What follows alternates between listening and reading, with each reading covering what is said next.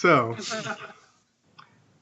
last time we left off with you all hearing that Kalen, the sorcerer of mysterious origin that you guys were told to look into, has some sort of potential dealings with the mages, and that some occult supplies were sent to a small neighborhood nearby where he lives.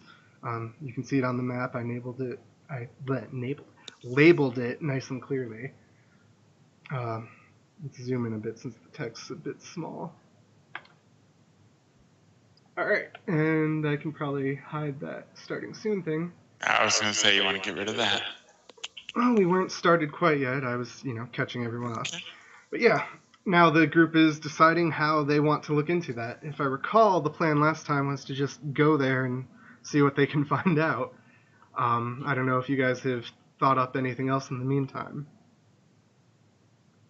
So yeah, what's the plan?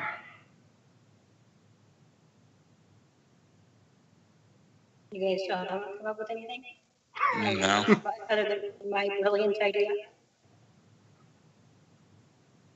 I have not come up with anything.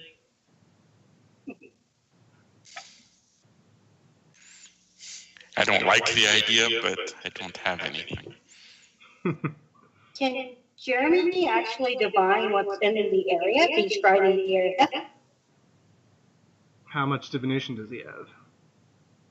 I have 2, and I think I checked that last time, and it said I could. You echoed a bit there. You could try to, scry on the area, but you would need to know where you're aiming it, essentially, or you would need some sort of sympathetic tie to go at it that way. I could go back to my contact and see if I can get the exact address. And that was kind of, it's kind of already covered by your role. That was as much information as they were able to give you. Okay. So we have the exact address. You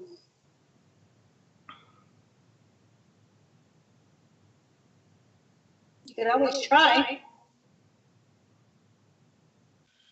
Yeah, I mean, if I can, I'll try.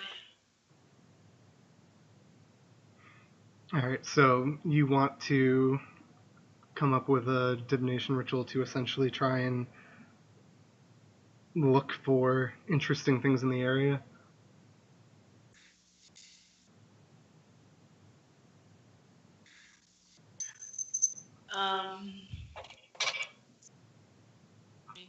I don't have that sheet open. I mean, obviously, it wouldn't be look for interesting things. You would tie it to something like looking for active magic or someone casting a spell or whatever you come up with is a good target for it.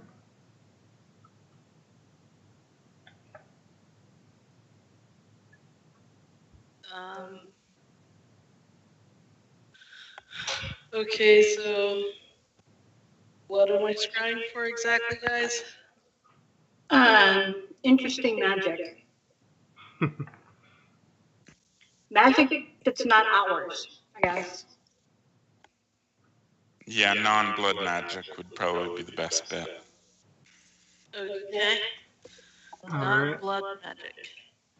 And how are you going to fluff that to the motifs and style of Sedana?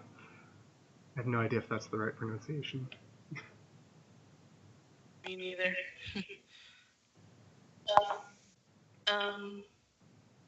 Well, I guess for one thing, I'll use a bowl of pure water. Mm-hmm.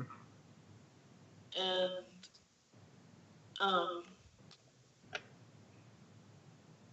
can't remember which one's is hand gestures. Is it mudras or yantras? Mudras is gestures. Okay, so using mudras for sight, like far away, like eagle sight or something. Okay. Alright, we can work with that. So essentially, an improvised ritual that keys into what you would consider impure magic, since it's not, fitting your covenant or bloodline. I could see that working. So where are you casting this from? Are you trying to cast it from your coterie house, or are you getting closer and using it? So I set this up with Miles, now I used arbitrary units. Let's see, that would probably, using those grids, it'd probably be 1, 2, 3, 4, 5. So you'd probably need about 7 miles of range as you currently stand. And how much did it measure again? Like 17?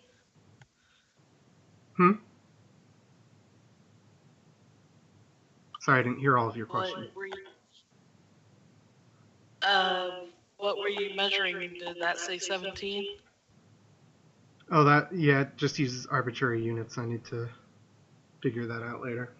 But yeah, you're looking at about probably, 7 miles or so of range, which would be, if you used basic range, 1 mile would be 2, so you would need 8 steps,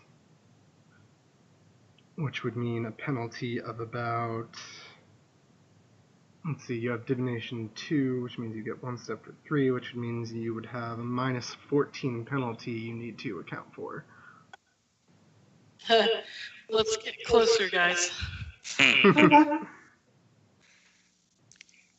We Like, can cut that down to 1 mile away. Alright. Okay.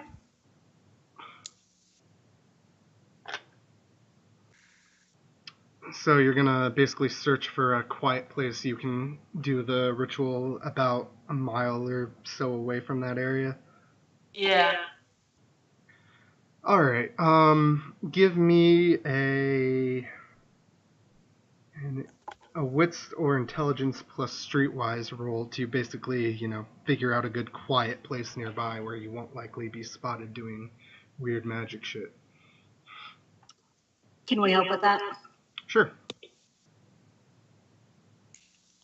What was the roll? Wits or intelligence plus Wits plus- streetwise.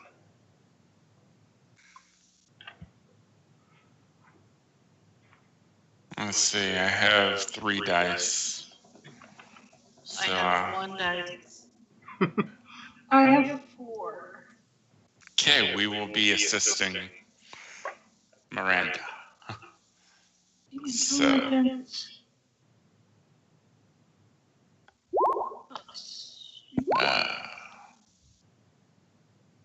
Jeremiah actually would have had 8 again for that, so roll 1 more die. Yeah, because of your pack whatever merit. Yeah, Just pack saying that- alpha. Yeah. Just saying that out loud for any listeners. Yes. Should see about taking a screenshot of your guys' sheet and your sheets and leaving them, coming up with a link or something so people can check those out when they want to. Maybe have that ready for next time if someone reminds me. Anyway, so it looks like a +4 to Miranda's roll from teamwork.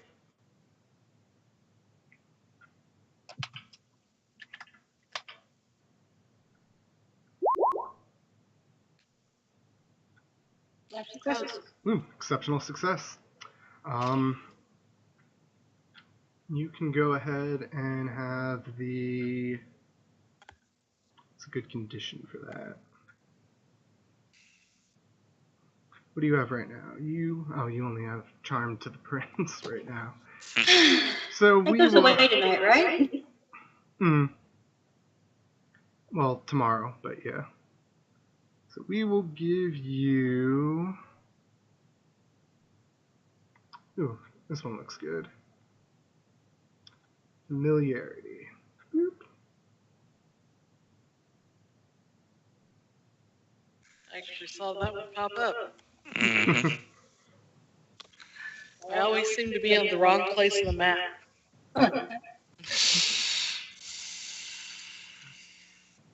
Alrighty, so, you not only are able to find a place, you find, an abandoned house right about, let's say, here-ish. Let me ping that for you. And not only is it a safe place away from prying eyes, but it is a minor nexus. Something that'll probably fade out within a day or so because it's kind of flickery, but, you know, it'll give you a little bonus to your ritual. Hey.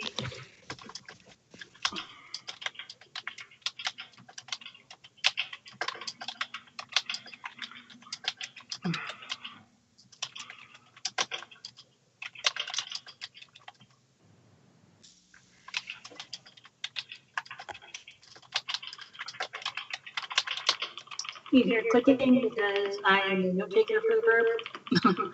And I was reading my notes.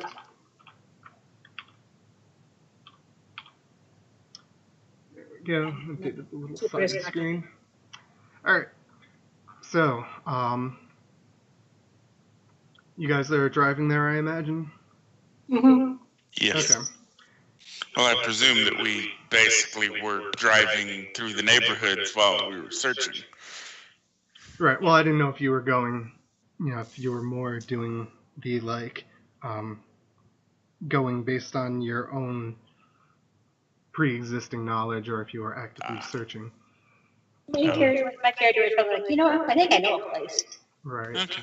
But, yeah, either way, you know, between the searching Now and driving. the driving, that's probably about an hour. It was already pretty late, so you're not going to want to spend a ton of time on your ritual to gain bonuses or anything.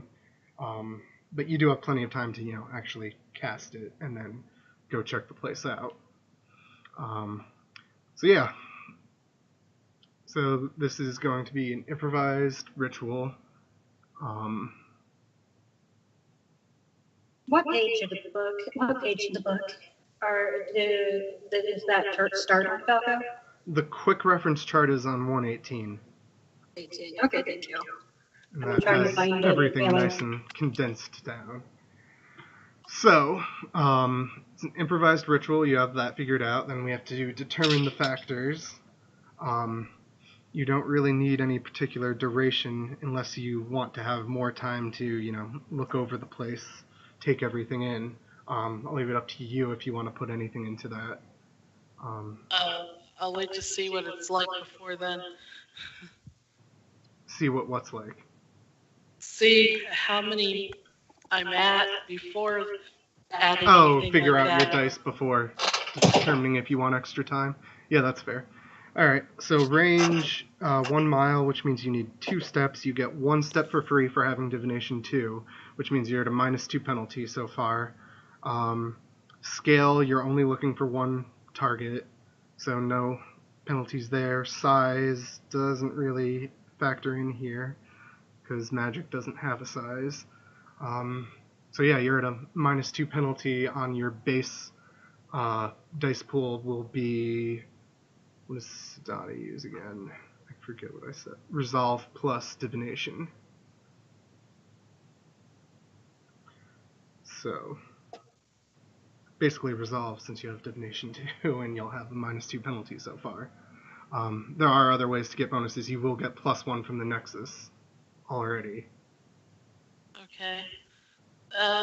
Looks like Divination 0 is 1 scene. I don't think I'm going to need more time than that. That's for if you do Advanced Duration. Oh, okay. Which you can do, you'll just have a risk to contest with. If you do Basic Duration, it's 1 turn by default. Which means basically you'll get 1 perception roll to take in as much as you can. I would take the risk and make it. Yeah, I guess I'll take the risk to deal to get what scene. Alrighty. Dice pool. Alright, suggested modifiers. You're not rushed or distracted. I don't know if you're planning any additional sacrifice. You do need an appropriate sacrament to this. I believe you mentioned holy water, which would be fine for a level 2 ritual. You have resources that you can probably be assumed to have that available. But yeah, that wouldn't cover any additional one. Extra time taken, you really don't have a bunch of time. We already covered the +1. And you don't have your library with you because you're somewhere else. So yeah, you're at a -1 net right now then. So it would be resolve plus divination -1.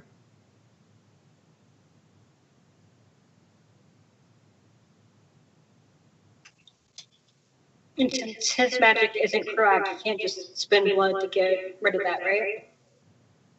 No, he You know what I can. meant? Forget if I left Vitae as universally available or not. Let me check the main section real quick. Yeah, you can. Yeah, you can just use Vitae to gain extra bonus if you want to spend a bunch of it. I don't want to spend a bunch of it, but I'll spend one. Alrighty. Just need one. So that'll mean you're just at resolve plus divination with no alteration. It costs you 1 willpower just to cast it, so you cannot spend willpower to gain bonus dice. Yeah. Mark off that willpower. Here it is. Okay. 2 successes. Alright, let us weigh your risk. You had just the 1 advanced factor, but you did not have any extra themes, and it's improvised, not learned. So, do you want to spend any extra vitae to subtract any of those dice from your risk roll? Do I want to spend any what? Extra vitae. It'll subtract dice from your risk pool. You already have a base pool of 2, so it's going to be rolled no matter what, but you can lower it with vitae. Yeah, I'll lower it. I'll lower it to a chance die. Okie dokie. Let us. I guess I can do a visible roll. I'll just roll a d10 since it's a chance die. Ooh, success. Oh, man. Alright. Oh, yes.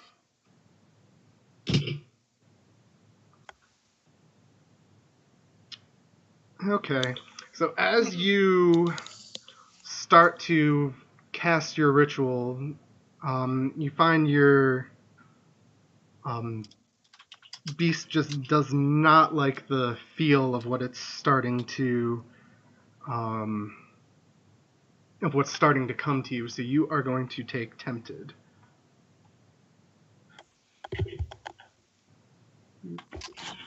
Boop. So yeah, you're on edge because you do start to, see something through the pool. It's not quite like a scrying per se because you're looking for magic, but you get a sense of the basically magical symbols and imagery that's forming in it that narrow down the area to basically a specific street corner. Let me go ahead and shrink that.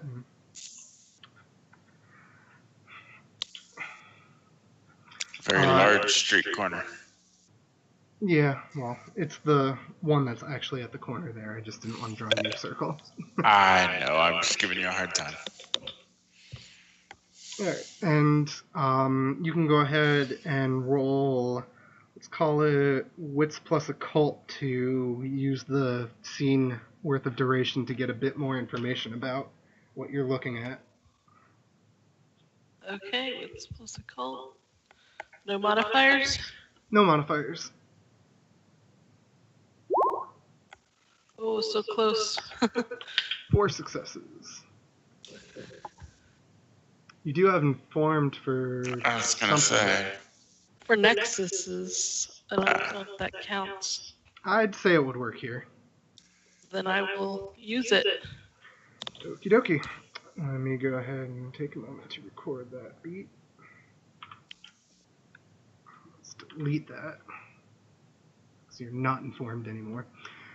So yeah, with an exceptional success, you're able to determine that there is some sort of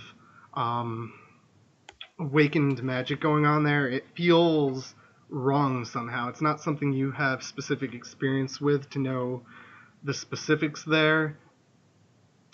But it just, you've used Auspex and your arcane sight to see, mage spells and stuff like that before. It's just off. It feels like it's doing something it shouldn't, is the only way to really put it. Okay, I will relay that to them as I view what I view.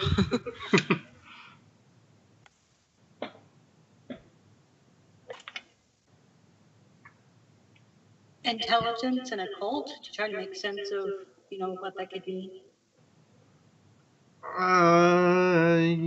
If you want to roll it at a -5. Sure, I'll have 2 dice left.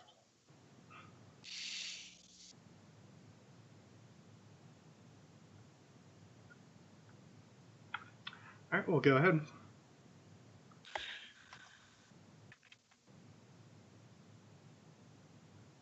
Let's see.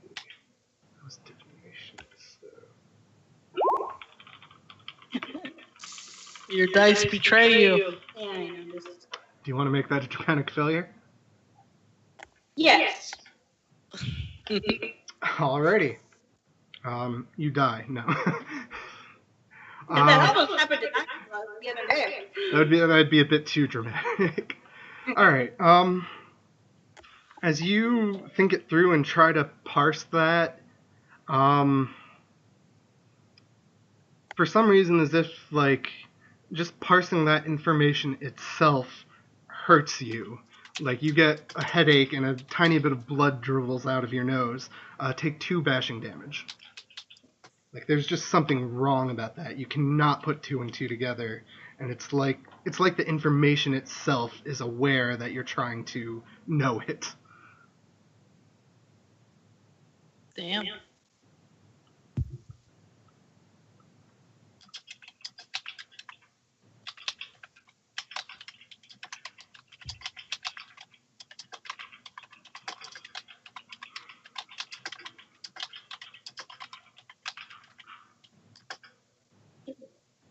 Just kind of wipe the blood off of her nose, rub her temples.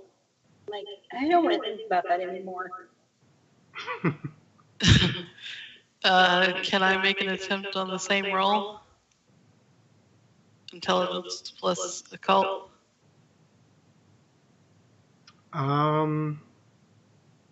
Yeah, I suppose. You can just be at a -4 since you witnessed it directly. Okay.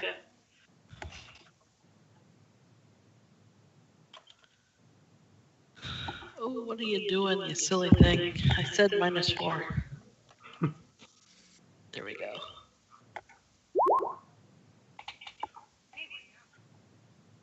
Alright, 2 successes. You guys in your occult pools. What do you think this is? Some sort of magic-focused game? Now you know how we feel about it. We're running for you. Alrighty. Especially given what you just witnessed of Miranda just trying to parse that information indirectly, you've heard and read that awakened magic, it can become, corrupted in a way. Like if they aren't careful with it, they can suffer from basically an otherworldly taint that comes from some non-place. Is pretty much the extent of it. It's kind of like how you're aware of your own risk and backlash as a possibility, except it's something else that does it to them. It's not just their careless use of magic. Something else hurts them for using it wrong. Okay. Tell the other two that. And knowing that, are you ready to go check it out? All we were supposed to do was technically find out if there were mages there. We've done that, right? No, what we were supposed to do is find out if Kalen had anything to do with the mages. Like, if he met with them, as much of what was said as we could possibly find out. This is kind of a tangent. Because he wouldn't tell us. Right. So we were trying to figure out what he had done. And with who.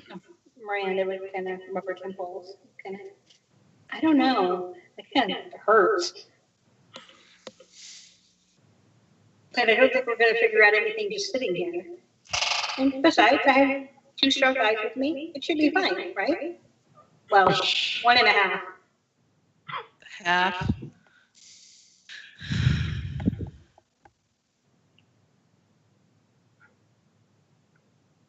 Should step behind Charlie. Your insolence will be remembered. It usually is.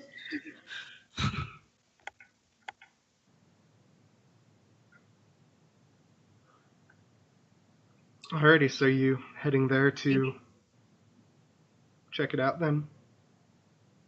Miranda's giving that creepy little girl stare. Or not little girl, but girl stare from behind Charlie. Charles, sorry. Charlie is fine. Charlie is what he's got himself listed by in the chat. Yeah. Oh, okay. Just like I've got mine with Jeremy instead of Jeremiah.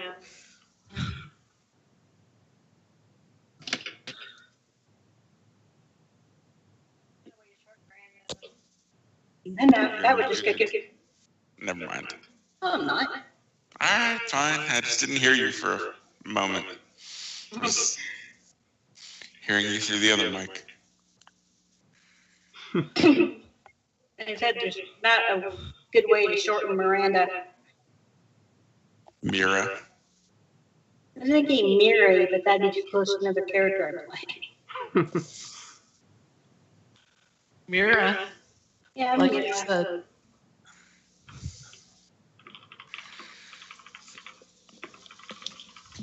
But you are correct. It is not normally a name that would be shortened.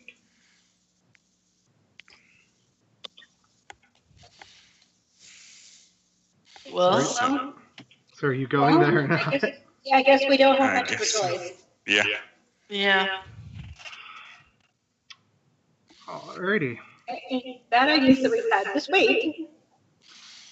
So you're just gonna drive the car through the front door, or are you parking like a block or two away and approaching on foot, trying to be stealthy, going up to the front door, etc.? Yeah, probably park a block or 2 away. And all about being stealthy here. Trying to We'll be try at that. least. Okie dokie.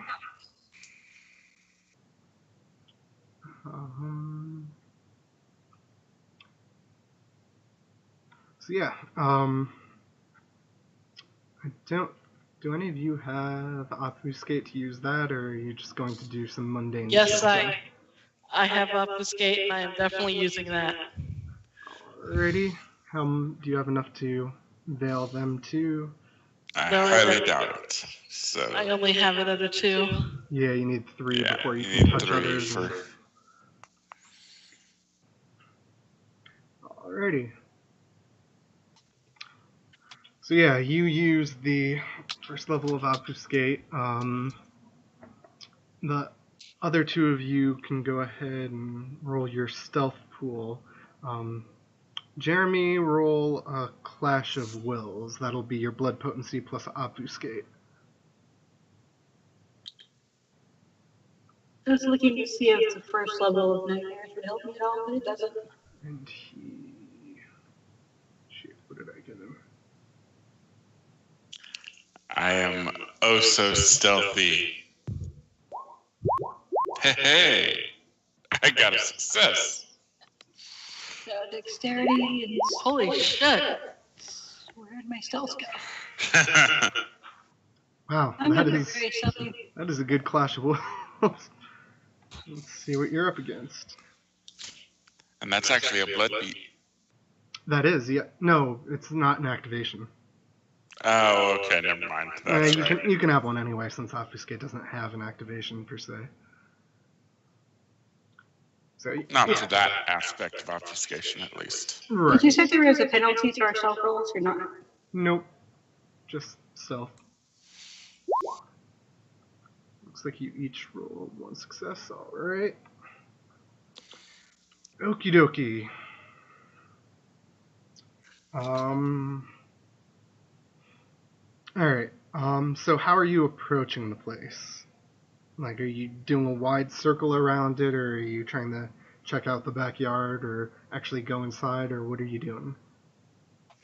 Probably giving it a wide circle first. Yeah, get a look around it. Alrighty. Well, approaching the place, it looks more or less like any other abandoned house in this place, not too run down. They always seem to look like, they were abandoned a week or two ago, even if it's been longer.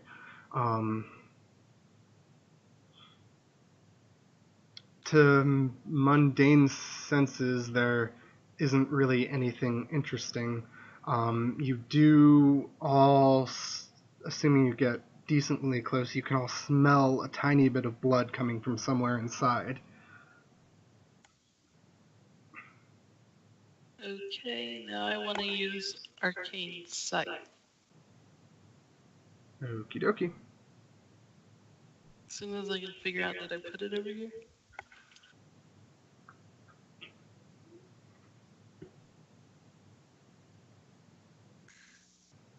Ah.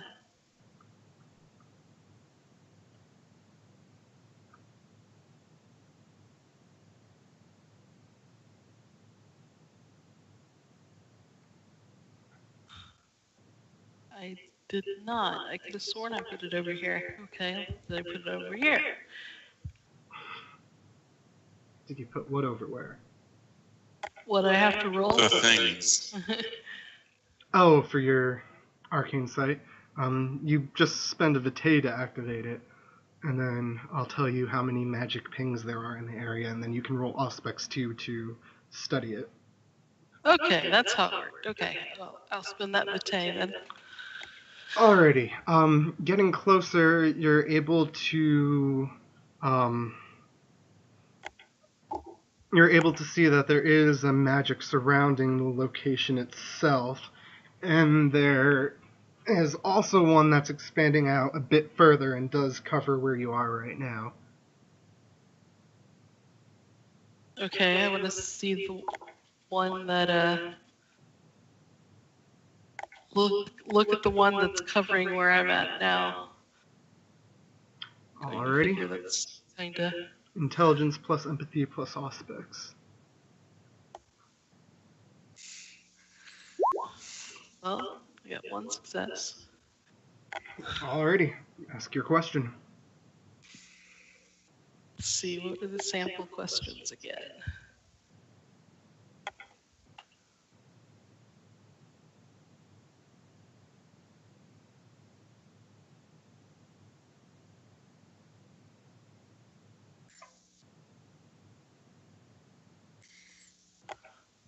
Something tells me that's not the right set of questions. You could probably do something along the line of, is this controlled by a supernatural being? If so, is it one that I know? Of a kind that I know then? Yes, that is what I meant. Okay, I'll do that question because the rest of this doesn't look like it makes sense anyway.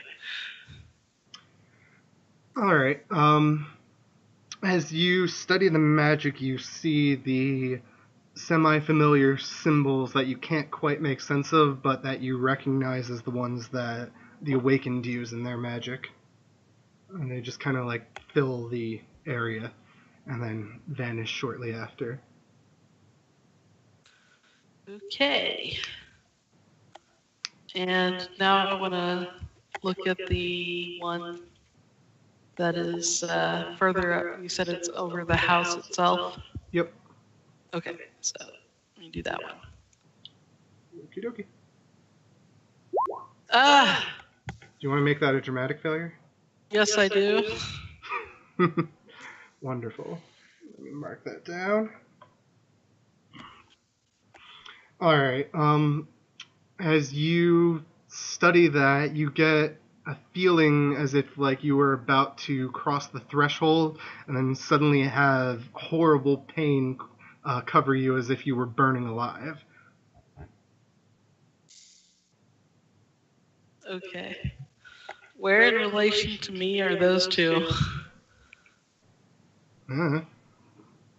Okay, guys, where are you? I'm probably standing behind you staring at you. Yeah, probably not far behind. Well, she's obfuscated. You have trouble paying attention to her right now. Oh, okay. Or him. So, somewhere behind you, kind of stare at where you are and not finding you. Like, I think he's right. No, maybe over. No, maybe over. No. No, the way the lower level of obfuscate works is you can see him, you just don't care. He's not worth paying attention to. That's not, your coterie mate. That's just some random guy staring at the house. Okay. So the random guy staring at the house is going to turn around and come over and collect them by taking one of each of their hands and lead them like away or about a block so we can stop and talk. Okay.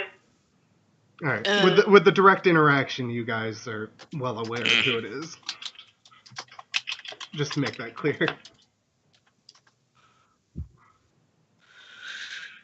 And once we get down there, I'll say, well, it's got an outer barrier that is definitely awakened magic, and it's got some kind of inner barrier that would make you very sick, cause pain to cross it.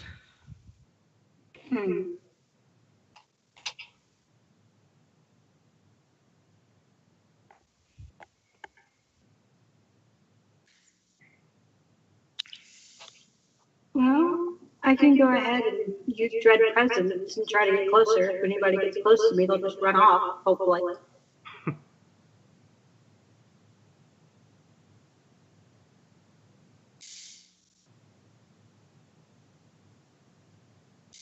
Go and peek through the window. All right. That's your one too. All right, so you're basically just going to walk up and glance inside? Yep, I'm going to use Dread Presence. It doesn't cost anything. It doesn't have a dice pool. It's instant. Nope, you just turn it on and you're scary. Yep. So I'm going to use that and then just kind of approach and peek through the window. Alrighty. Let's do that.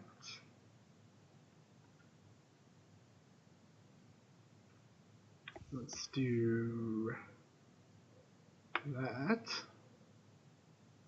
Uh-oh. Did it show? Yep. Yeah. Oh, it's not showing it on my... Oh, there it goes. It's because I had the window minimized. It probably didn't update it straight away. Okie dokie. Looking inside, you do see, youngish looking man, probably like late 20s or so,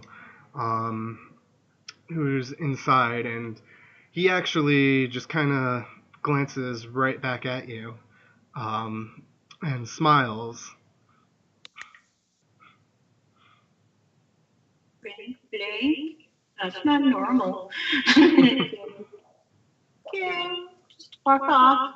Like all I'm doing is just walking around and peeking through windows. Nothing to see here. What do I roll?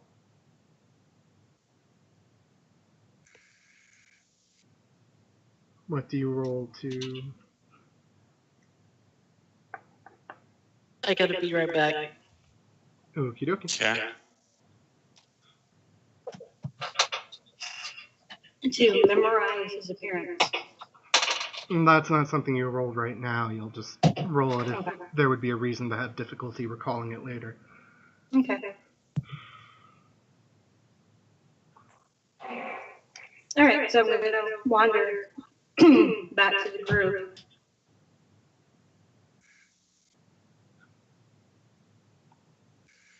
Like, that's not fair. He wasn't creeped out by me at all. At this point, I'll turn off the dread presence.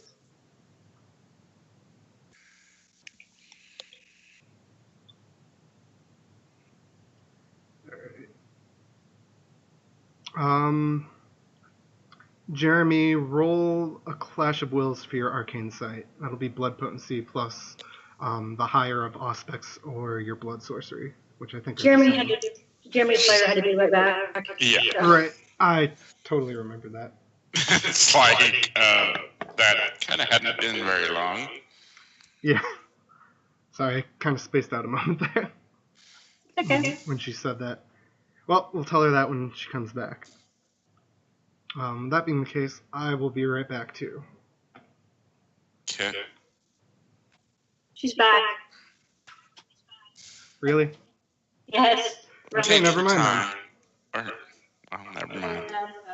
Okay. Well, Donna, if you're back, then as I tried to say when you were gone, roll a Clash of Wills for your Arcane Sight.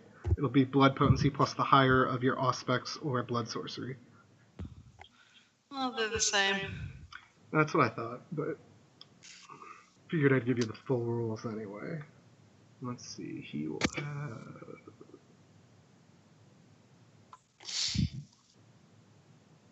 that many.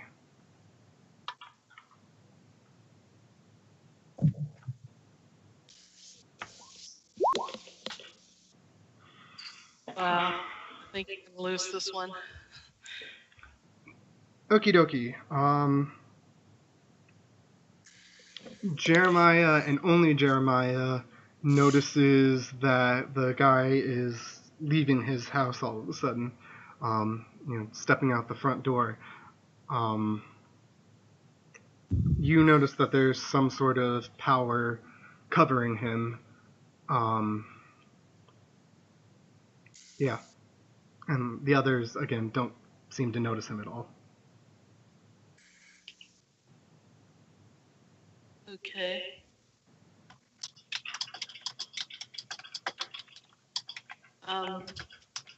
He just left, guys. Left? Where'd he go? He's heading towards you guys. He's walking our way. Well, why don't we walk the other way? I mean, away from him, way. Okay.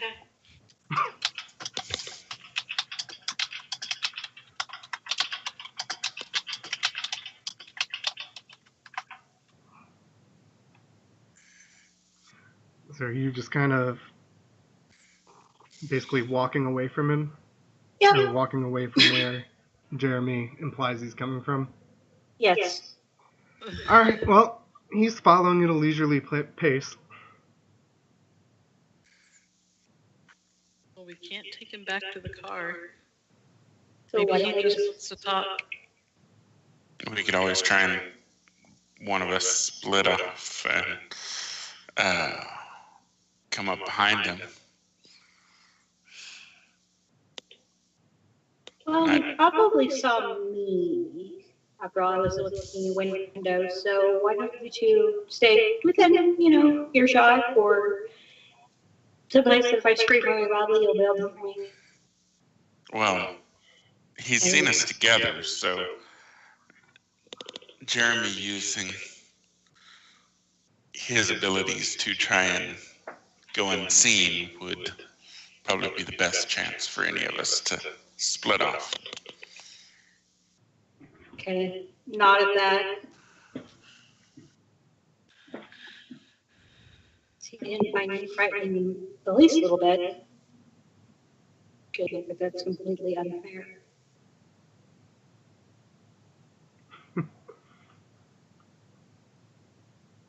Then I guess if I'm gonna do that, I'll activate obfuscate again. Although I think if he was already paying attention to me, I don't know if it works. I mean, it kind of works. You'd be the least interesting of the group, but it wouldn't fool him as to thinking you weren't connected or the like.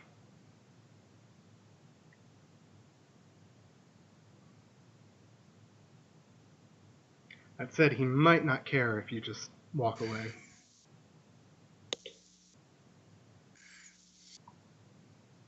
Well, the point wasn't necessarily it's more to set up a penetra attack, I guess. I'm not sure why. Defensive purposes. But I will give it a go. So, and as when Jeremy had wandered off to get into position, go ahead and stop and turn around and face the guy. Alright, you don't see him until he's a few feet in front of you, and then you just kind of notice him all of a sudden. And, again, he offers a smile to you and glances between you and Charlie and, in a fairly friendly tone says, the two of you seem like curious sorts. Can I show you something?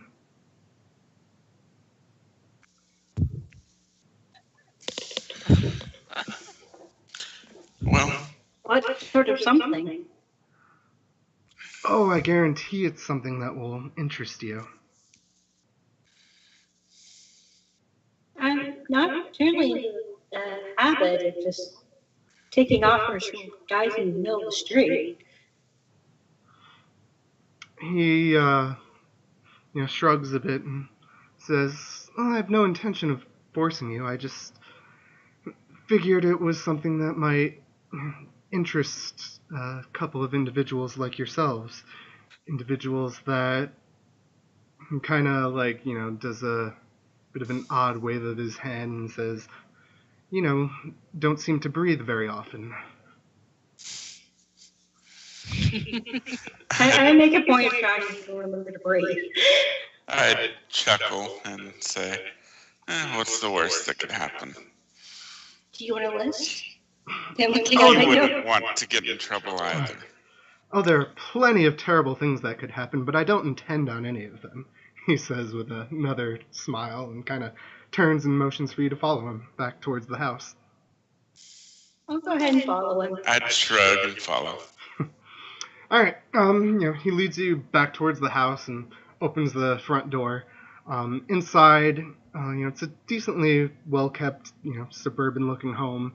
In the main area, there's nothing of note, not even much in the way of personal knickknacks. But he starts to lead you towards what looks like a basement room. Leads to dark stairs descending downward. And that is where the blood is originating from. Kicking at the snuff. Looking at Jeremy, looking at Charlie. I think I've seen this horror movie before.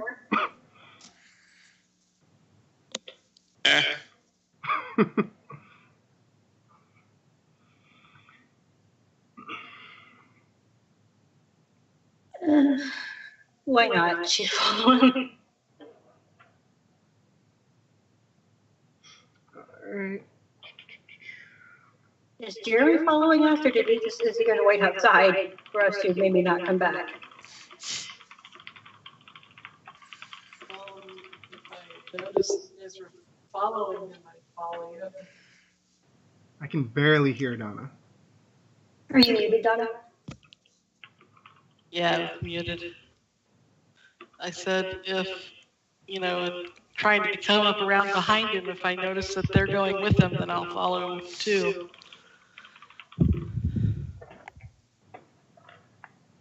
Alrighty. This is gonna suck. Okay. Just a moment. Excuse me. Okay. You follow him down into the basement. He doesn't seem to feel the need to turn any lights on. Of course, that doesn't bother you. There's enough light coming in from the door at the top that, with your kindred senses, you can see just fine. The basement itself is a far cry from the upper floor of the house. Jeremy, since you are following them, you'll note there's a ton of different magic over this area. And you'll also note that you haven't burst into flames or anything coming into the area. How strange. Maybe it's because I'm following him. Maybe. But yeah, there's a bunch of different magic, and a lot of it seems to be anchored to bloody symbols that are painted along the walls. And where each of the symbols is painted, there are like cracks and crumbling, not on the stone of like the symbol itself, but right around them. Of course, that only keeps your attention for a few brief moments because you hear a growling, and at the center of the room is what looks like, the best way to put it is like a large wolf-like creature that is made out of like liquid shadows almost. It's hard to explain it. Like if a shadow could look and feel oily and gross, that's what the substance that makes up this thing looks like. It has basically eye sockets, no eyes, and there's kind of like an even further emptiness to them. And it growls lightly and looks to Jeremy and Miranda curiously. The man himself kind of smiles at that and looks to you all. And says, Charlie and Miranda or Jeremy and Miranda? What did I say? You said Jeremy and Miranda. I did. I mean Charlie and Miranda. Okay. The ones that aren't obfuscated. And he says, do you like it? It's what I'd consider my first real successful experiment delving into this sort of thing. I can guarantee you most of the Concilium won't like this, but I have a feeling you all don't care what the Concilium likes, do you? I find it rather interesting, actually. I'm listening at the wall. What exactly would you consider it? What do you mean what I would consider it? Or what would you call it? Does it have a name? Oh, yes, but speaking its name tends to make one's ears bleed. I'll spare you that for the moment.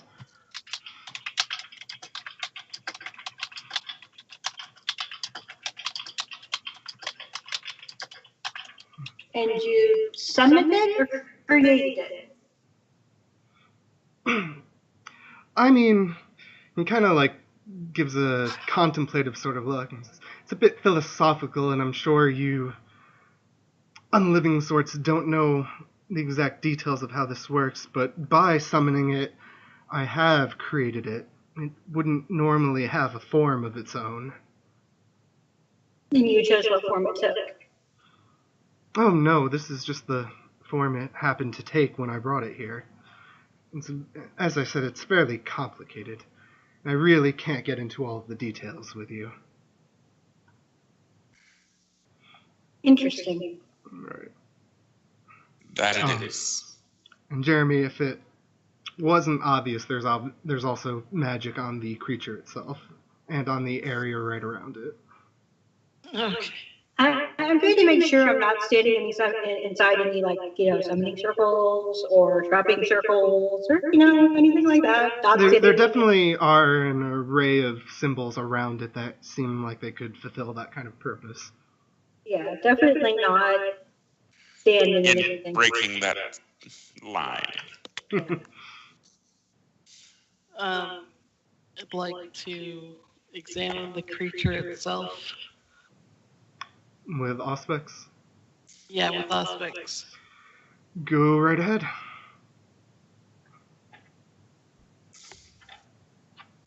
This is going to be stupid, I bet.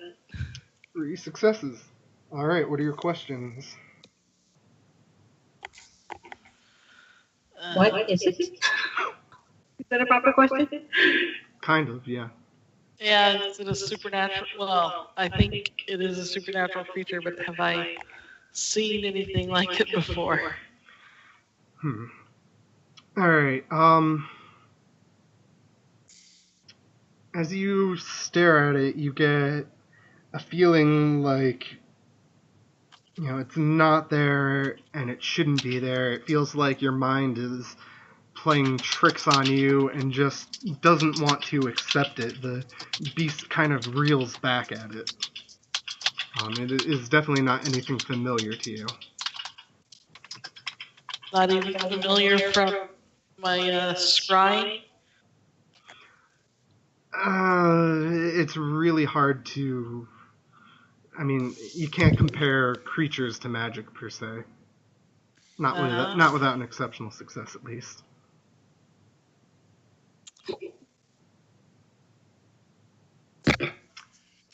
Question 2.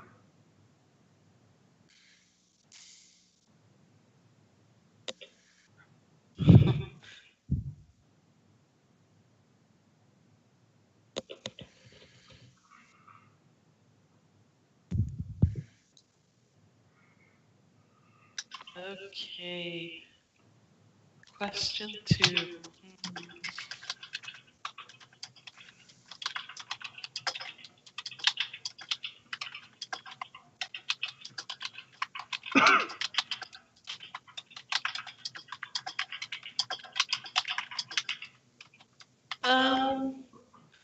Guess it wouldn't hurt to know the creature's mood.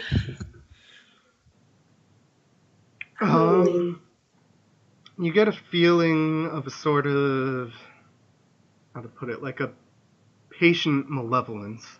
Like a disdain for everything, but that it doesn't feel like it has to act on right this moment. Okay.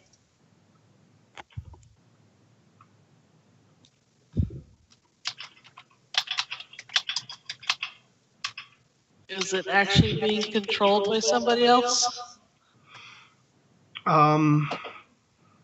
You see what look like chains born of the same non-material it's made of, clamping it to the ground, and then with a sort of like other end of a leash, more or less, in the hands of the mage. Yeah, that's what I thought.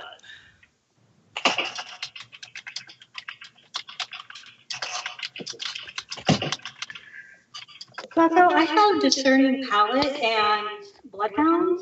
Is the blood on the walls? Can I tell if it's human, vampire, where is Yes, it human, vampire? You can roll wits plus composure, and you basically can use taste of blood without having to actually taste it. Okay. If I recall. So wits plus composure, you said? Yep. Let me pull that up real quick so I know what to tell you. Any modifiers? Nope. Wait. Nope. Okay. Actually, I guess... Yeah, no, those would cancel each other out, so it doesn't matter. Alright, so 3 successes. Alright, yeah, you can tell that it is awakened blood.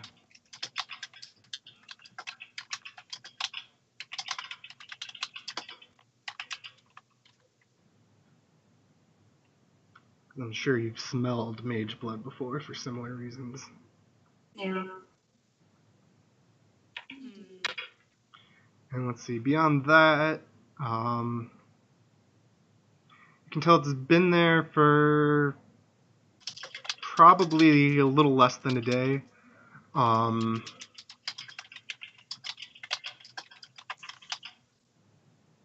that there's just something else you can't place that's just kind of icky about it. You wouldn't want to drink that. You know, other than the fact that it's been out of the body for 12 hours.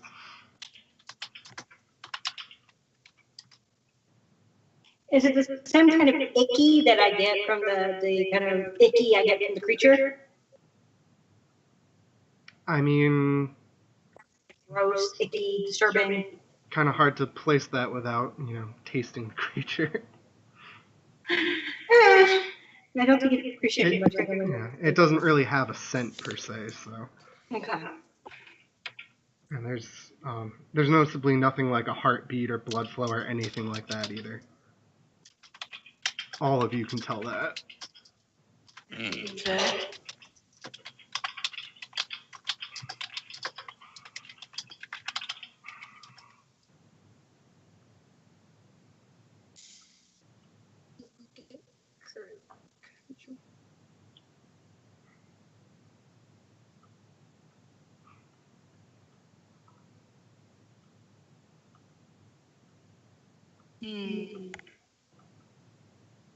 I haven't used aspects on the mage himself yet, have I? You have not, no. Nope. I guess I will give that a try. Alrighty.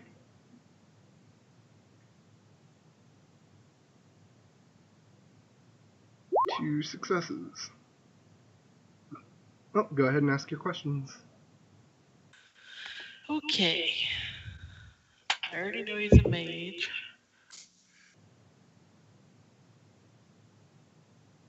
Wait, how do I know he's a mage? Because you've seen a lot of mage magic on him. Yeah.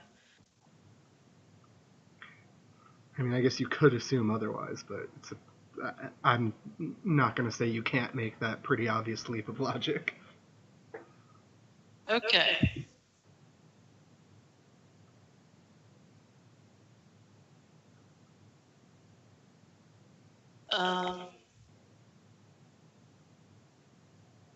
What is his move? That would be kind of helpful. He seems... You get kind of like a feeling of excitement, more or less, like deep inside you, like, you know... I don't want to say like good things are about to happen, but that things he wants to happen are going to happen. Oh, that does not sound good at all.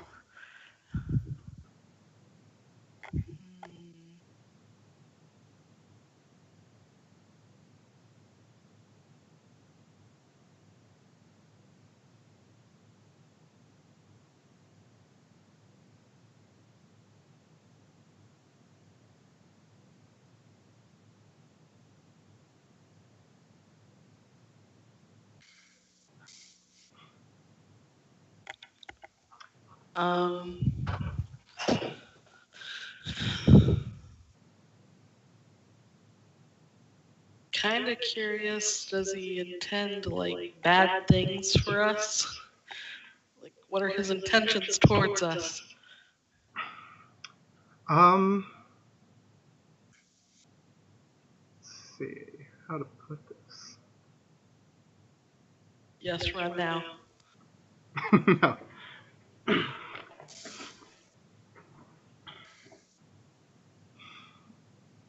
You get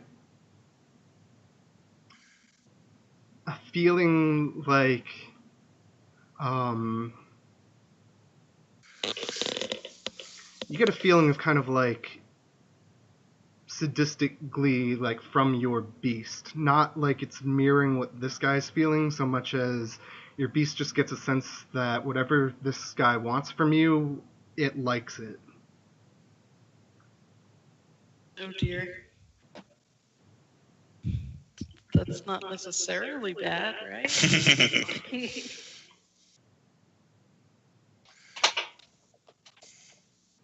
Well, I can't tell them about any of that right now, so.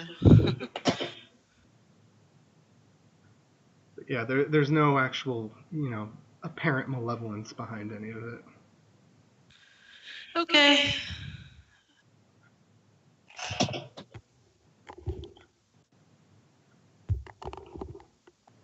Geez, how many magical auras are there?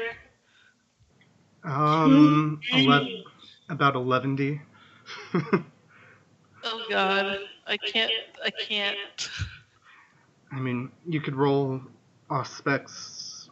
You could roll like Auspex 1 to again get a general sense of stuff about the magic in the area. Okay, that sounds much more doable. I do that. Yeah, that's Aspects 1. You'll note that while you're studying him and the magic, he does look to you, even though you're obfuscated. And it's not like a glare or anything like that, just like he glances over in your general direction for a few moments each time. Okay. So he probably knows I'm doing something. But anyway, Aspects 1. Oh my God. 6 successes. Alright, let's give you that alert condition. And you can ask 2 questions. And of course, you take a blood beat. Yay, blood beat. Where did I put my... There it is, blood beat.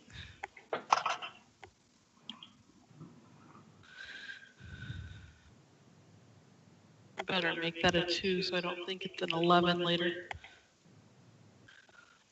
Using ones like hash marks. Oh, look at that. A giant addition. Okay, so questions.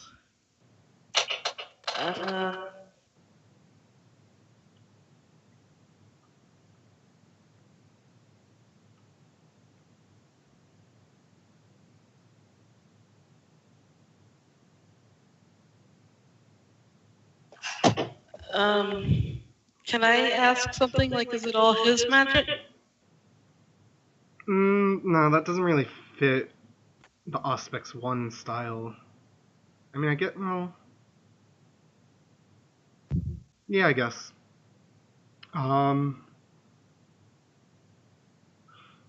You get kind of like a vision of like a uniform pool of blood over the area, except a small bit of it in a couple key locations is dark and separate from the rest of it.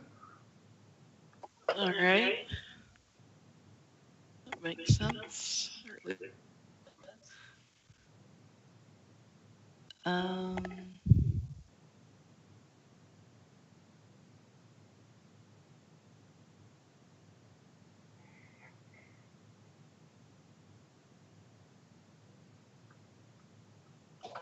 Okay, Aspects 1 type question. Trying to figure out how to ask about the magic and be Aspects 1 type magic question. Auspex 1 stuff tends to be about danger, predator-prey dynamics, stuff like that. Okay, so about what parts of the magic is the most dangerous? You find your attention momentarily drawn to basically the circle that's keeping that creature here. Right, that makes sense.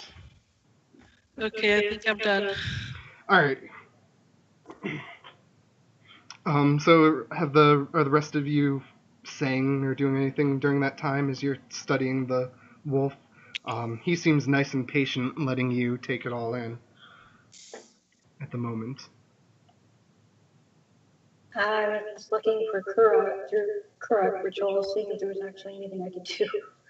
Well, remember, Kruak takes a long time unless you have the ritual mastered. Right.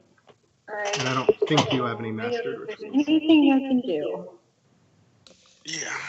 And my mastered ritual would be of no use here. I guess I could potentially try and control the blood and break the magic. That would probably not be a good idea. Definitely sounds like a bad idea. That sounds like a load of fun to me, honestly. I mean, yes, it would be fun, I fully support this course of fun action. and being chased by zombies through the streets, kind of fun, you know? Chased by something that wants to eat us. Yeah. So, one of the Kira rituals is called Visage of Void. Does this thing seem like it's that kind of unknowable void type of stuff? Let's see. You utterly dramatic failed about knowing this kind of stuff, so you don't really know. You could make a guess that it might be kind of similar. It's a non-creature sort of thing. It comes from some, void, but you can't be sure. Yeah. I have no idea if it's. So when did you decide to create him? You kind of. Him or her? Well, probably doesn't really matter, does it? It doesn't particularly matter. No, call it whatever you wish. It seemed like the proper sort of thing to do. Something about this town. I feel it will be better off if we have some of this kind of influence on it to tamp down on the more blatant displays of most of the awakened in the city, and kind of smiles at that, and looks to you and says, "It's part of why I was wanting to show this to you, actually. It's my understanding that most of the undead within Kindred Creek are more or less at odds with most of the living spellcasters. Am I correct in that?" Saying that we don't see eye to eye is accurate. Though you don't exactly seem to see eye to eye with them either. That's exactly the point I was getting at, yes.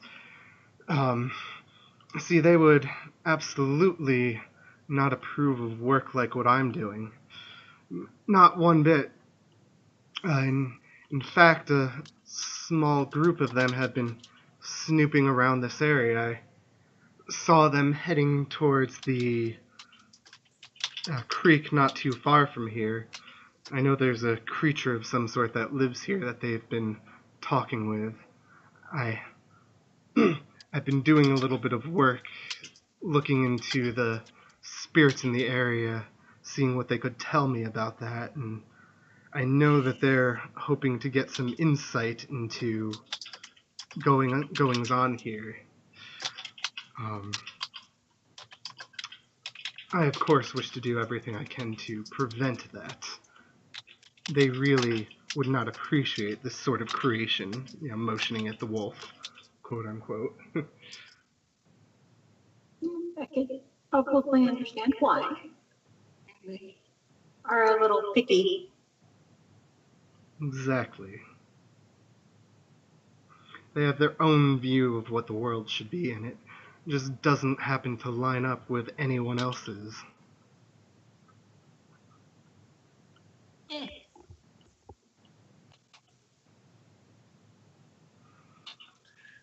Do you happen to know anything about the creature by the creek that you mentioned? As I said, I've done a little bit of looking into it, and as best I can tell, the Concilium do have some sort of connection there with him, asking about, goings-on in the area, things like that. I don't know much about him specifically beyond there's yet another type of magic being practiced in that area. Something I haven't gotten a complete read on yet. My own, let's say, vision of the supernatural doesn't quite give me a complete view of it.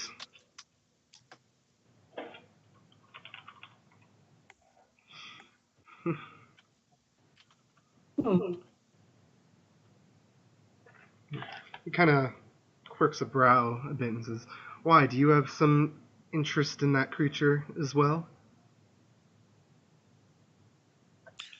Miranda's gonna shake her head. Like, no, not really. Just aware of his existence.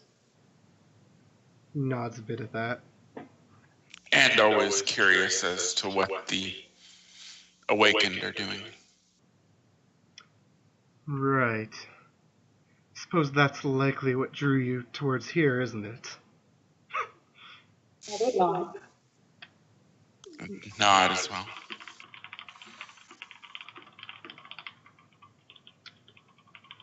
Sorry, I was adding a bit to my completely concise logs that I keep.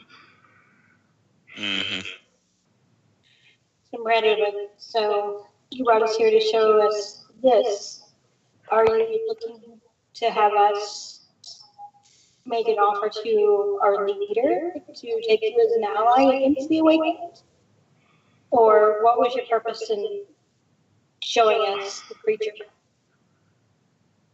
I wouldn't call it anything so official. I'm not seeking out some written alliance with the vampire concilium, whatever you call that. So much as I'm looking for individual friends, people who might be willing to support my work in exchange for similar support, maybe a bit of information, that sort of thing.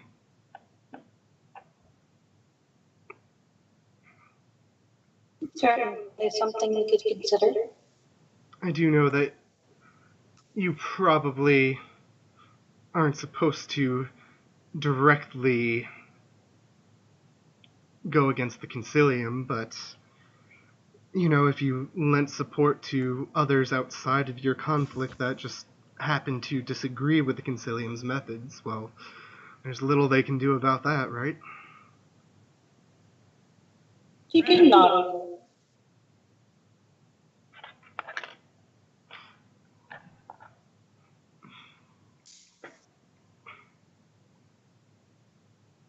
Certainly something to consider. Like, what sort of support would you want? Well, I suppose it would come down to what sort of support you can offer. I suppose, before anything else, we should really introduce ourselves, should we not? That thing always sort of slips my mind. You'll have to forgive me there. My own name is simply Travis, nothing too fancy or arcane. And kind of looks at the rest of you expectantly. Miranda kind of curtsy a little. Miranda. Kind of a half wave. And, Charlie. I guess I'll drop off escape. Jeremy. He kind of, he looks to Jeremy a bit more fully at that point, not like the general glance in the area from before.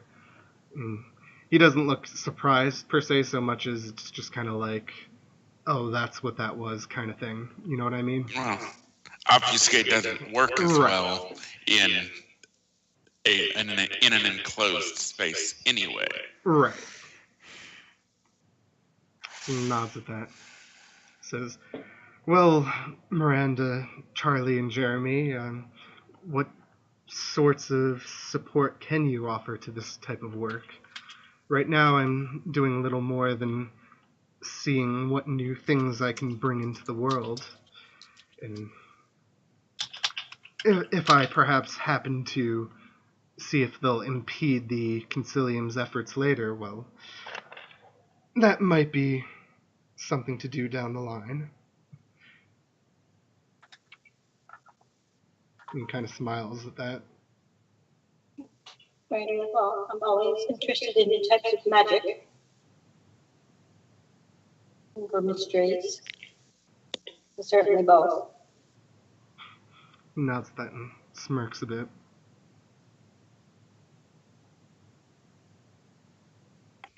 I only dabble in magic, but I tend towards focusing on enhancement. He gives a curious sort of look at that, thinking a moment. He says, do you wonder how much of your own magic might be compatible with these creatures if you could enhance this sort of being? I don't suppose you'd want to give it a try and see what happens, and we can figure things out from there? Well, most of mine are on a rather short time constraint for how long they would last without special considerations. Yes, well, at the moment I'm more or less just looking for confirmation that it might be possible. We might try that out then. Well, you know your abilities better than I do, so I suppose feel free to use whatever you need around here and see what can be done. Don't break the circle if you haven't figured that out, of course. I had assumed as much, though considering the time of evening, or should I say morning nearly, we may need to try this another night. He thinks a moment at that and says, yes, I suppose it is getting closer to morning, is it? And I can't imagine you want to sleep somewhere you're not fully familiar with yet. Well, why don't you come by again sometime early tomorrow evening, and we'll do a bit of experimenting. Sounds fun. Well, tomorrow, not 100% sure on tomorrow. We might be busy, but Right. if we have it that works thing. out, we can certainly return. If not, then the following evening.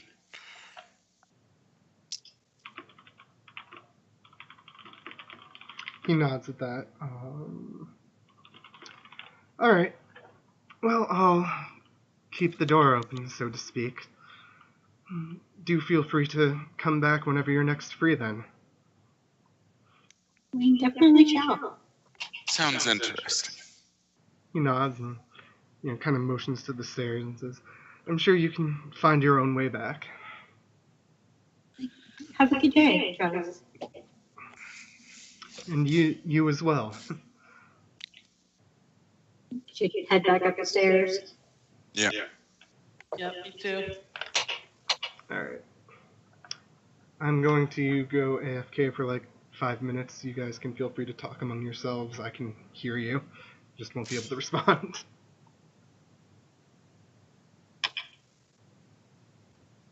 Miranda would probably wait until they were back to the car before she really said anything. And then she'd be like, are you two as creeped out as I am?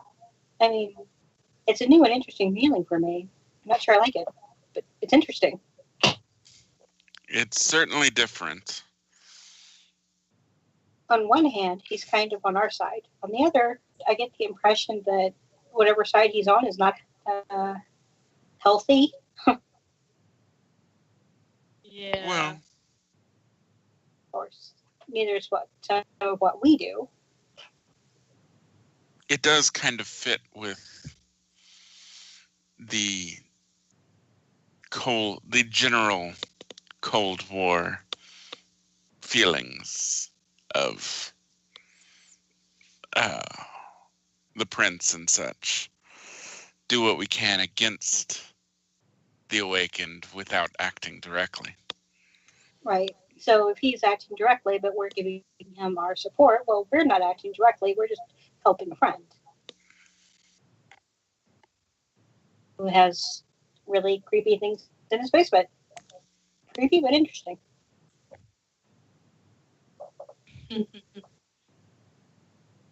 I like creepy. It's a good thing that you do. I'm still disappointed that he didn't find me creepy at all. It's never not worked before. But I guess if he has something like that in his basement, that would explain why. So, how much of this do we actually want to tell the prince?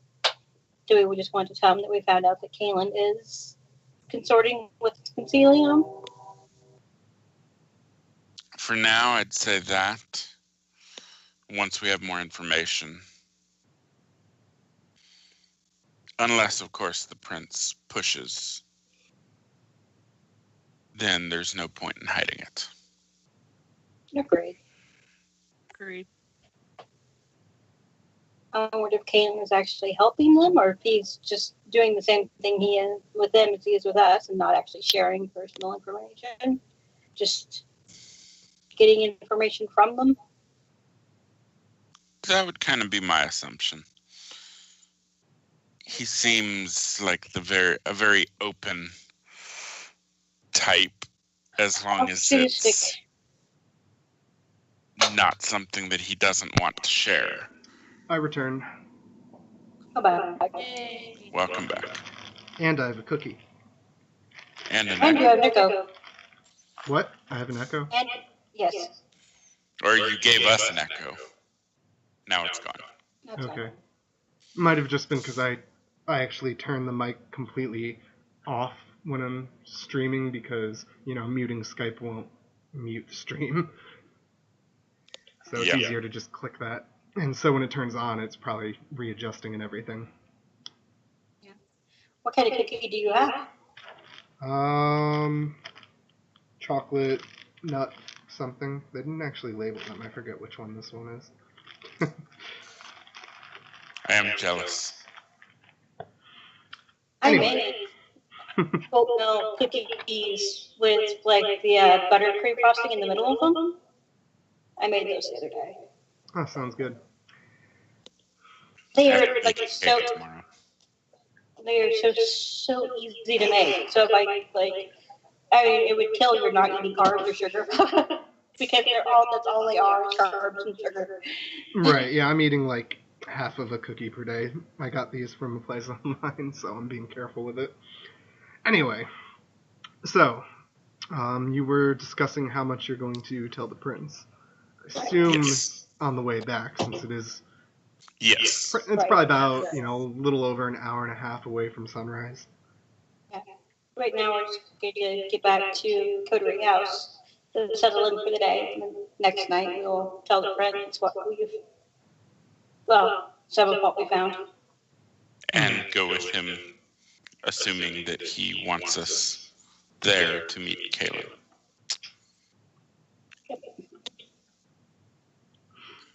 Alrighty. So yeah, you head to the coterie house with no real trouble or anything. And head to sleep.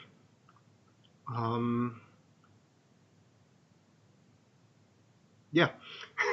And then you wake up the next evening. You said vampires don't get willpower for just sleeping, right? Correct. Nope. I don't know if I need to actually read my mask and dirge to see if I fit any of them. You have Guru and Masochist. Right. So working would give you at least one willpower normally. Yeah. I didn't work tonight, so. Yes, I know. I'm just stating. I did do stuff to find out stuff that could possibly have hurt me, but it didn't. It's more curiosity thing.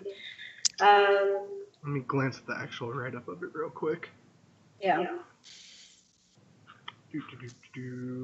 What was I looking at? Masochist. Find and experience a new source of hurt. No, you didn't really experience anything. How about Guru? Guru is give advice that someone uses to succeed for the single willpower. He didn't really give much in the way of advice. Nope. No, I did not. Me neither.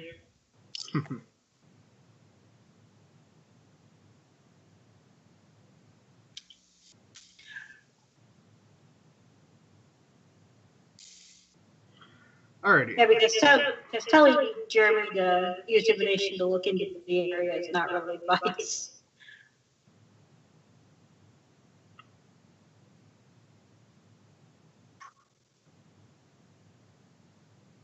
Right.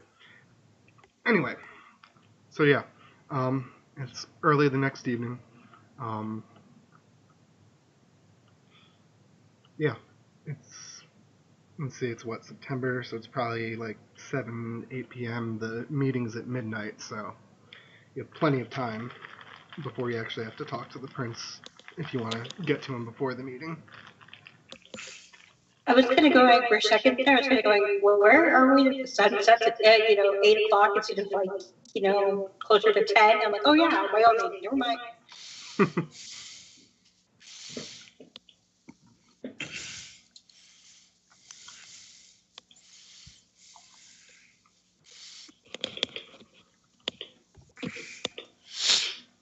So yeah, what are you guys doing? I'm gonna go to work for a little while Okie dokie. and ask Jeremy or Charlie if they'd like to come along. No, thank you. It'll be fun. Your definition of fun, not mine. Well, I could always make it your definition of fun. That might not be as fun for me, but.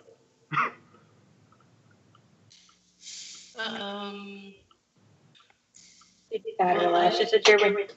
I need to hunt. That might be as good a place as any. Like, yay! Take his hand and start reading him out.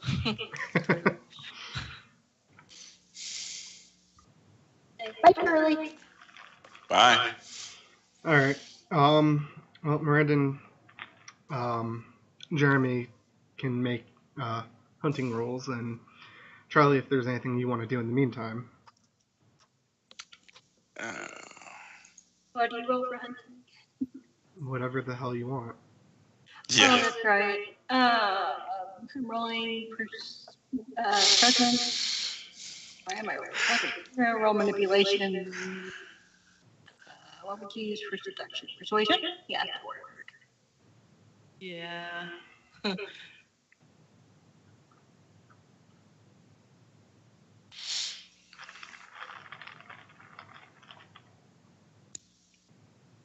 Maybe I can use.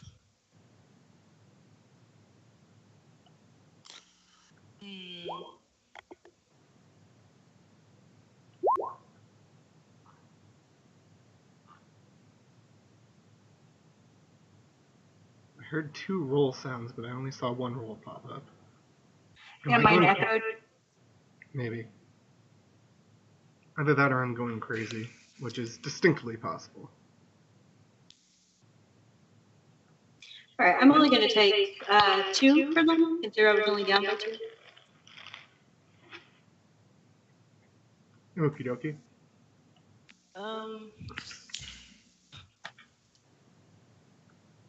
It's whatever the hell I want, so I can use expression. Yeah, so long as you can come up with a way that you're actually using that. Explain it. Right. Like, Yeah. obviously, composure plus brawl might be hard to justify, but...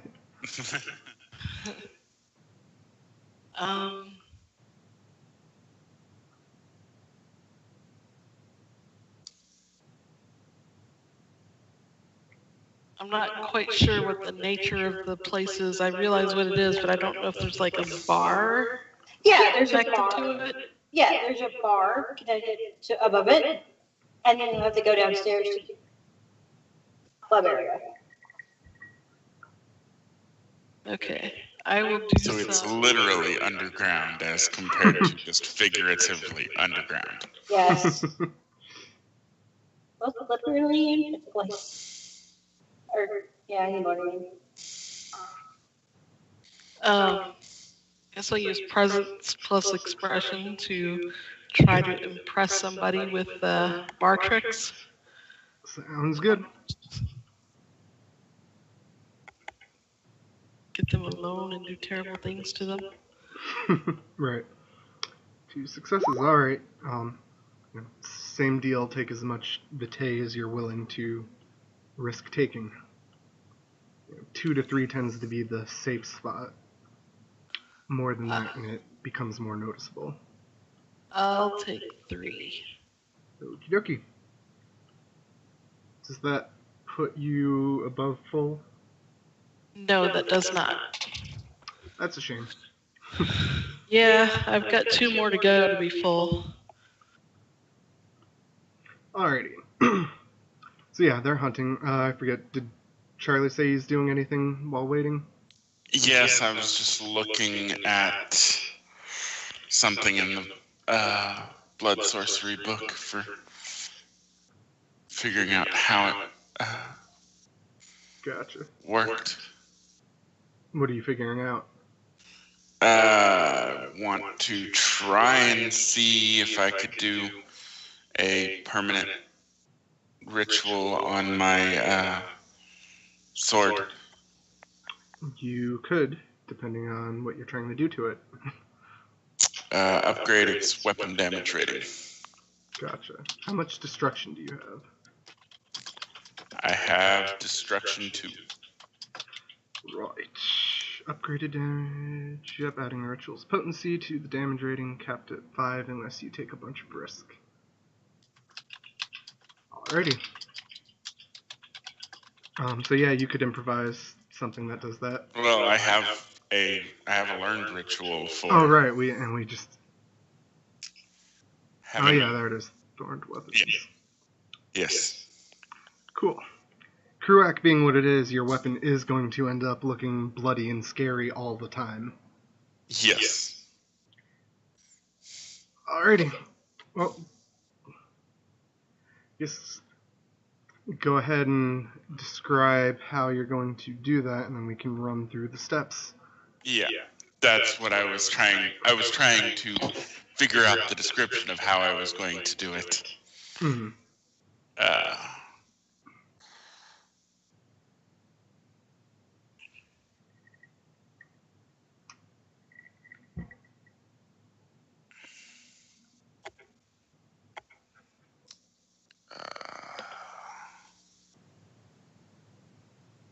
Yeah, I'm not very creative for this kind of stuff.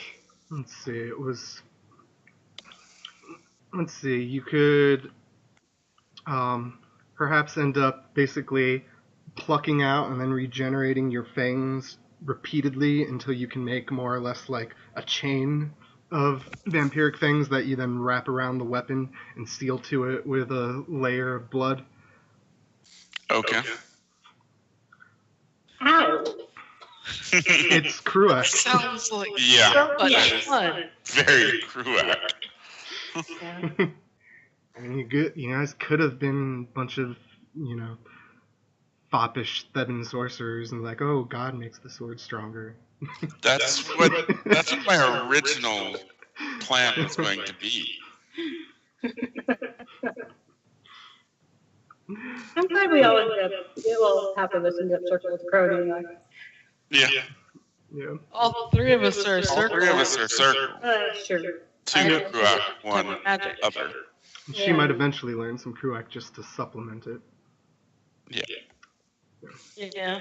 One notable benefit of having 2 blood sorceries, other than 2 different sets of motifs and stuff, is that they would each have their own ritual control. Meaning you can have more hanging around and whatnot. But anyway, so you do have this learned. So this is going to have a base time of a half hour. We know from talking before that they take they do a couple hours of working at least. Yeah. So, ritual type is learned. So ritual factors, you want this to be indefinite, which means you are going to need risk for it being advanced, 1 more for it being indefinite, and you need 5 steps. You have destruction 2, so you get 1 free step, so you're at -8 so far. Okay. Potency is going to default to 1. I imagine you want it higher than that. Yeah. Um, Potency 2. That'll take it up to 5. Like, I mean, your weapon rating. Oh, okay. Yeah. I Okay. think so, because it's the sword's 3 by default. So. Yep. Okay. Yeah. So that'll put you at -10. Range is touch, because I imagine you can touch the sword. Yes. Scale is 1 target. You're only doing it to the 1 weapon. Size, the sword is size 5 or less, so you're good there. Yes. So yeah, you have -10 penalty to figure out. Okay. Or just deal with. So yeah, there's the. You can spend more time on it, and what? Right. How much does that affect it per? +1 per extra ritual duration, basically. Okay. So if I a learned spend ritual 3 normally- hours, that would be +5. Right. Okay. And then you can spend vitae as well to. Yeah, you can spend extra vitae. It's already costing you 2. Cost how much? It's already costing you 2 because it's a level 2 ritual. Yeah. Okay. So 5 from extra time, so you're at -5 so far. Yeah. What other? You do have a nexus already. What's your Yes. guys' nexus rating? I think just 1, so that's 1 more. Yeah. So that's 4. -4. Library doesn't help Kruak. Well, we don't actually have a library at Coterie House. Right. So yeah, you are at a -4 penalty then. Okay. Plus, however many vitae you said you wanted to spend in addition, if any. I haven't decided yet because I was trying to figure out what other factors there were.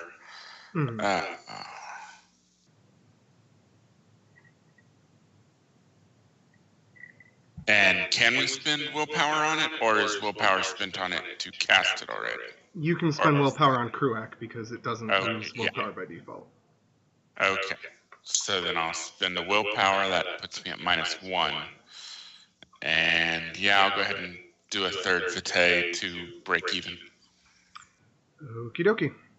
So just go ahead and roll your base learned ritual pool then. And then we'll figure out your risk, which I think you'll be fine on, because it's a learned ritual.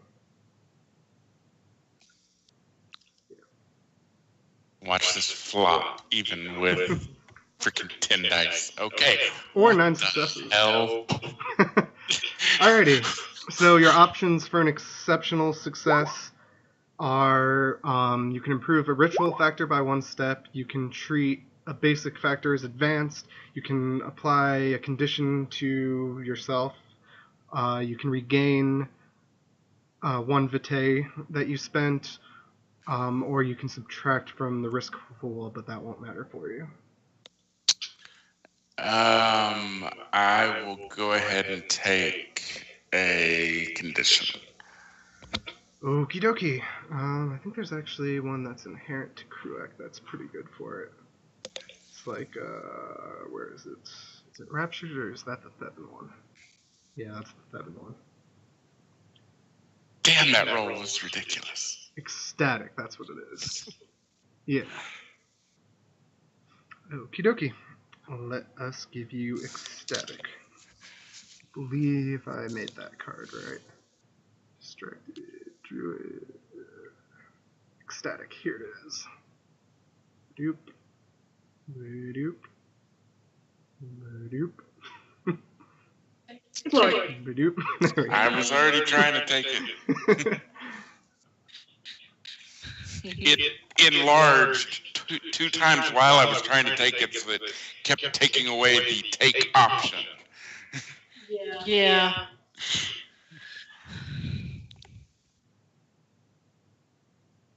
Alrighty. So, yeah, you finish the ritual like better than you could ever thought. You can feel the contentness of your beast just from getting to channel that raw power into it. And you now have a sword that is covered in bloody fang-like growths that's just they seem both unnatural and part of it at the same time. Okay. You might need to modify your sheath. Well, yeah, remember it's a collapsible sword, so right. it's actually just in my pocket usually. So I might need to like sturdy up the pocket. Yeah. Why is your pocket bleeding?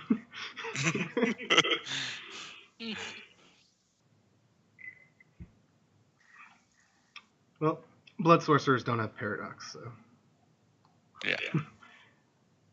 But yeah, and yeah, you didn't have any risk, or you didn't have to roll the risk because you had 3 dice of risk, but it was a learned ritual which removes 3 from the base pool, so you were fine. All right. Just to go over that and drill it into everyone's mind. Okie dokie. So yeah, while they are busy hunting in the special club, you are making a natural abomination of a weapon. Yes. You're finishing probably about as they're getting ready to head home. And getting very close to midnight. Yeah. We must hurry to see the prince. And remember to mark down that you have an active ritual on your ritual control, Jared. Okay.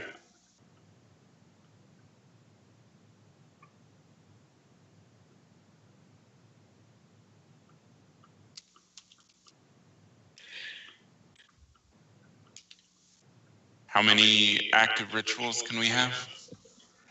You can have up to your ritual discipline before it starts giving you extra risk to cast more long-lasting ones. And you can add to that by spending a willpower dot to, just permanently stop keeping track of one while not dispelling it. Okay. So, stupid moment, ritual discipline. Kruak. You mean just Kruak? Okay. That's what I figured, but just wanted to confirm that it's like, that I am not like completely losing this. No, it's fine. I know there's a lot to handle with this system. Alrighty. So yeah, Jeremy and Miranda, you're not doing anything else before you head back, are you? No. Okie dokie. Then you head back and see that Charlie now has a horrible abomination of a sword. Yeah, I'd kind of be playing with it to a certain degree when you got back. I'll say impressive. Interesting. It is rather unique. Are those your teeth? I'd smirk at that. Interesting. Very curiously.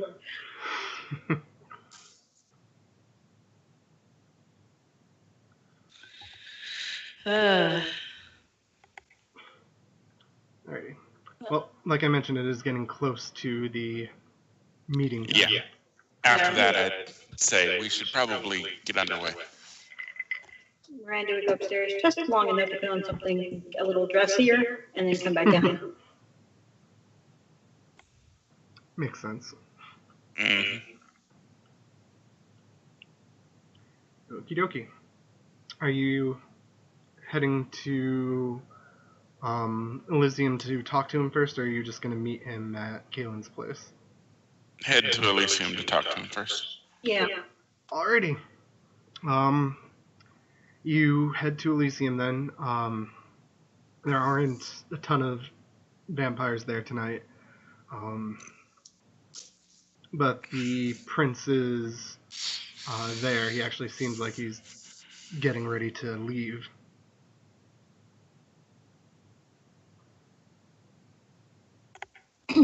Your Highness. He offers a slight bit of a smile to you and says, I was wondering if I would see all of you before my meeting with Kalen. Wait, did you tell him the guy's name? Yeah, you did. Yeah. Yeah. Any more news for me yet? Well, we weren't sure if you wanted us to accompany you to your meeting or not. And we have found out that he might have some connection to the Continuum. I believe I can handle the meeting on my own with my assistants. But I am interested to know what connection you believe he might have.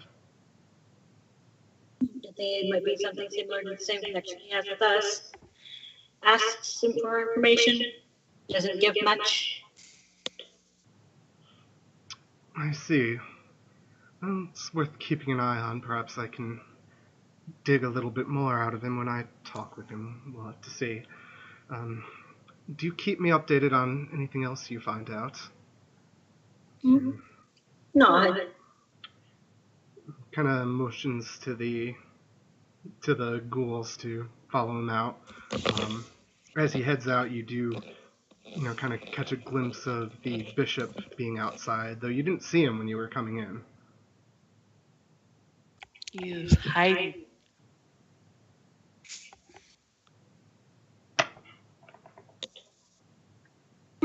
Well, since he doesn't want us going along, where are we going? Like, I guess we could go. Once he's out of earshot. Like, well, I guess since he doesn't want us going along, we could go visit Travis. Yeah. I'd almost rather just stay here and see what we can find out about the result of the meeting after he returns. As much as we can find out about it. All right. I guess. Not the most entertaining thing to do, but...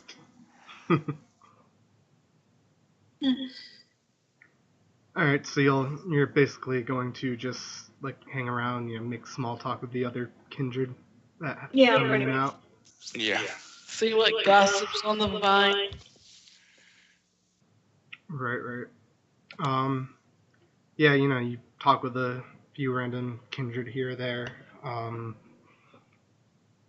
You do hear that one of the enforcers of the prince, and that's what he calls.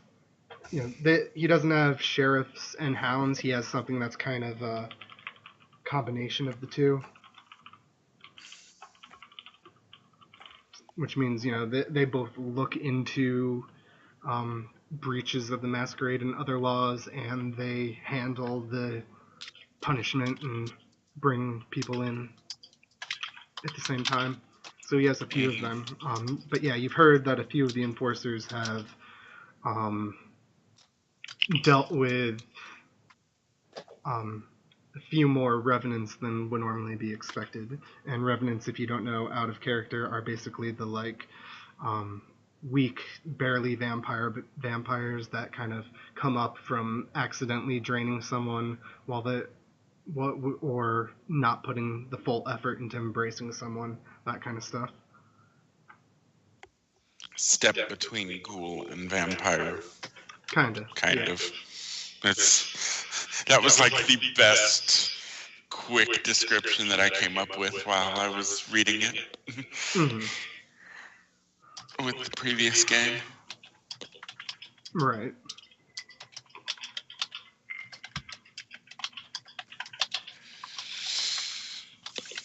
They can be productive members of society, but usually they're just blood-hungry risks. Have they tried to source their evidence down to anyone in particular, or are they leaning into that? It's possible that no one knows for sure that is talking about it.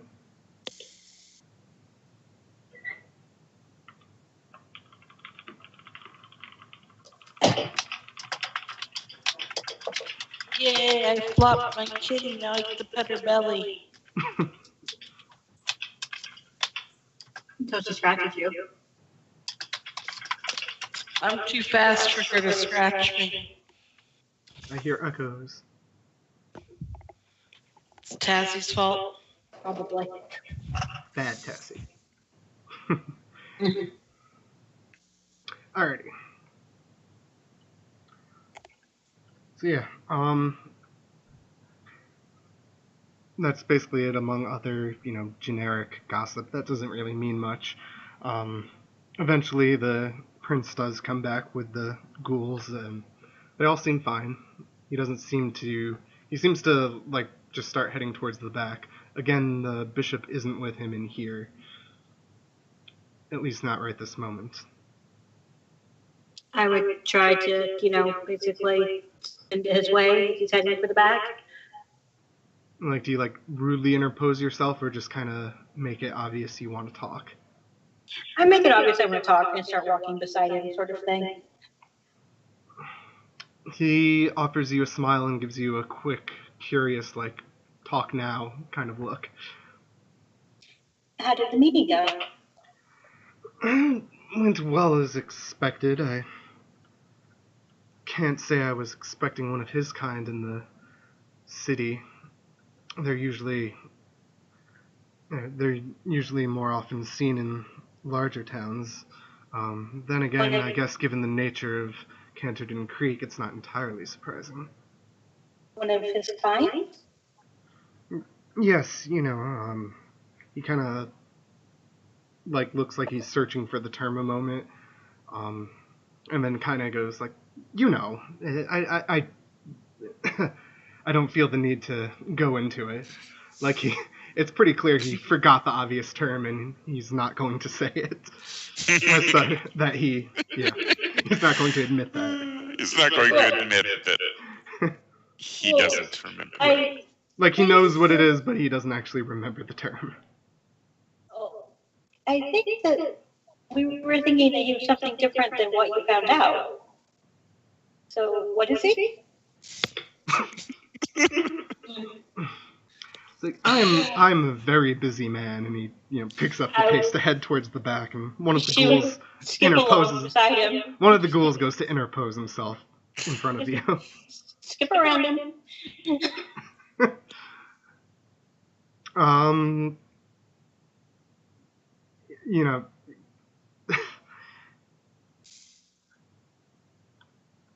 I'm trying to decide so how. He's not actually somebody that's possessed by a gold dragon?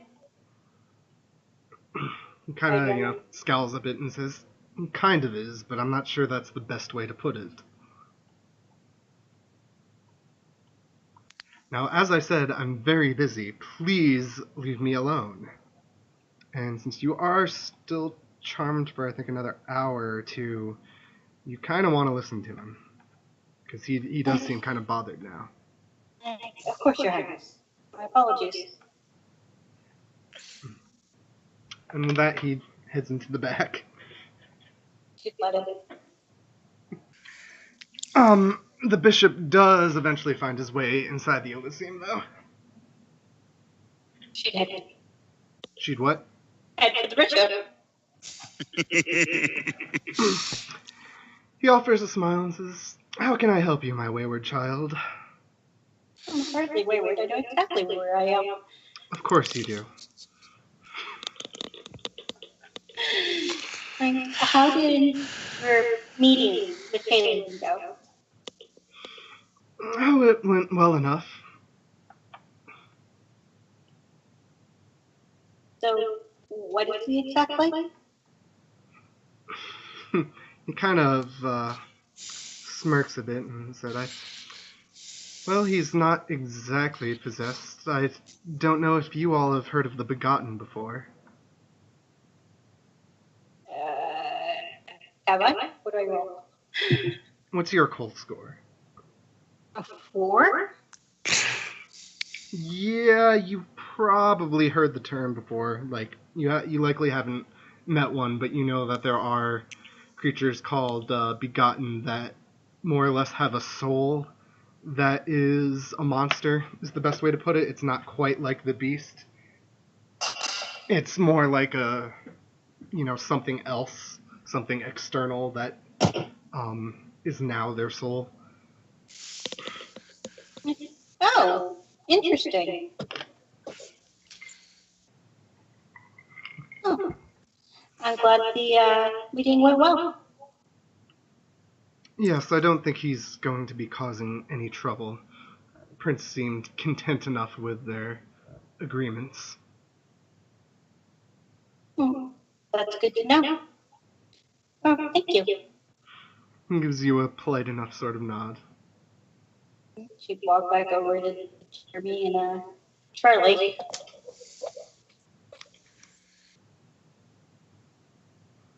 Raise an eyebrow as she returns. Yeah. So, apparently our friend England was calling the god. I will nod. Are you muted? No, I don't think so. I barely heard her, so that's me. Yeah, I barely heard her too, so. Oh. Okay. I said I would nod at that. Okay. So, we weren't wrong, but we weren't right either. But now we know. So, since everything seems to be fine here, do we want to go visit our friend? Yeah, I guess we could drop in.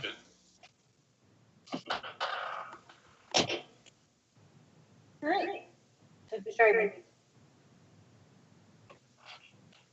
So, sorry.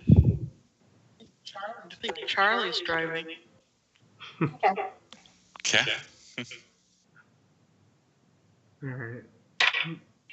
Give me one moment. I'm just checking something I got an email for real quick that is semi-important.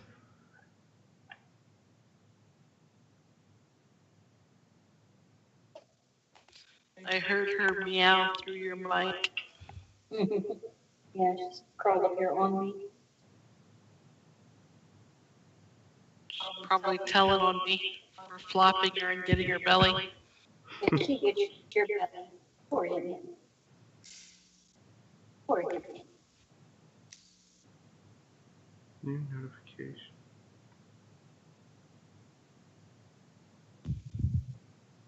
Nothing here looks new. Sorry, I just want to... No problem. Feel free to, talk amongst yourselves in the meantime. I am listening. I'm just... Distracted. Yeah. I guess we'd just drive over there.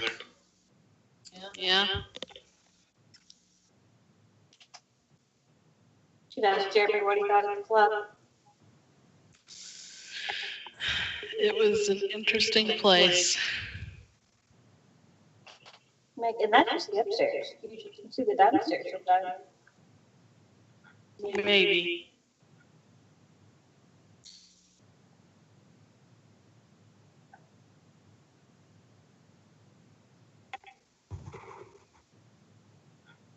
Alright, looks like that was just a late email for something I already took care of. Alright, sorry about that. Okay. So yeah, you are heading to Travis. Yes. Alright. You just pulling right up to the place this time? Yeah. I mean, he is expecting you and all. Yeah. Yeah. Yeah, you pull up and head up to the door, I'm assuming. Yeah. Yeah. Yeah, actually, he opens the door up as you're approaching. And, offers a smile. Of course he does. Good to see that you were able to make some time tonight. Come in, please. Miranda would go in. Go in.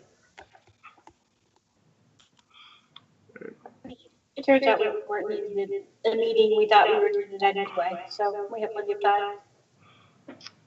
Ah, wonderful. I should move that over here. Alright. So have you given any thought to the sorts of things you might like to try? And he starts, leading you towards the basement again.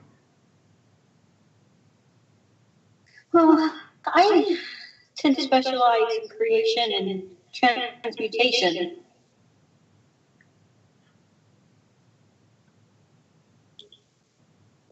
I could work on that. As Charlie said, he does tend to work on enhancement more.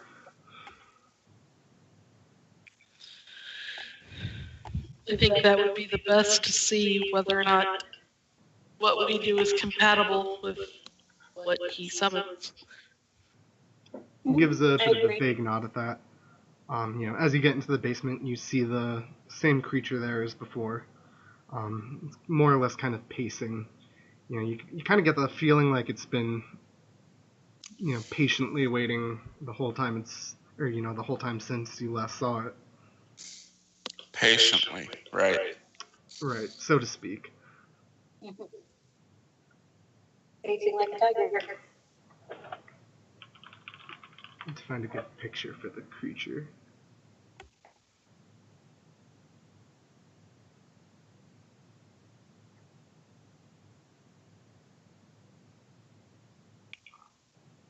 He used to have lots of creepy black wolf pictures.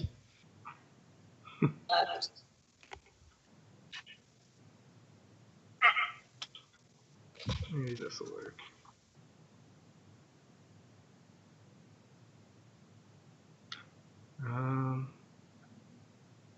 Except Roll20 is really crappy about handouts unless I save the picture. I just got out of Roll20 by accident. Well, because I tried to drag the picture onto it, but instead it went to that page. Yep. Stupid. Alright, let's see. Pictures. I'll save it here. But yeah, while I'm doing that and waiting for Roll20 to load, you can feel free to figure out what you're going to do.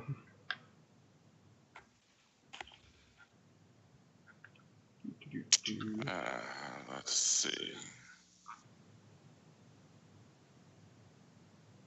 Guess this will work.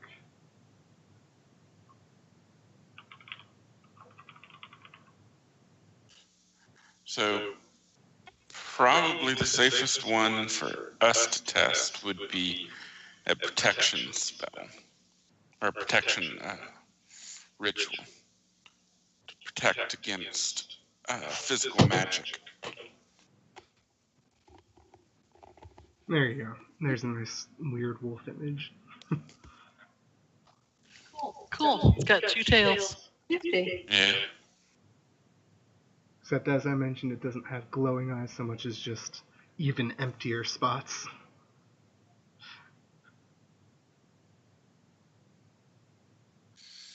So yeah, what protection ritual are you using then? The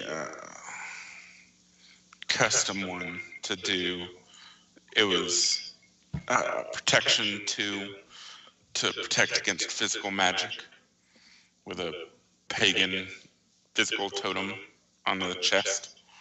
Right. Kind of have thorns to latch on. Which means you're going to have to get close enough to it to put that on it. Yeah, basically cast the ritual on the totem and then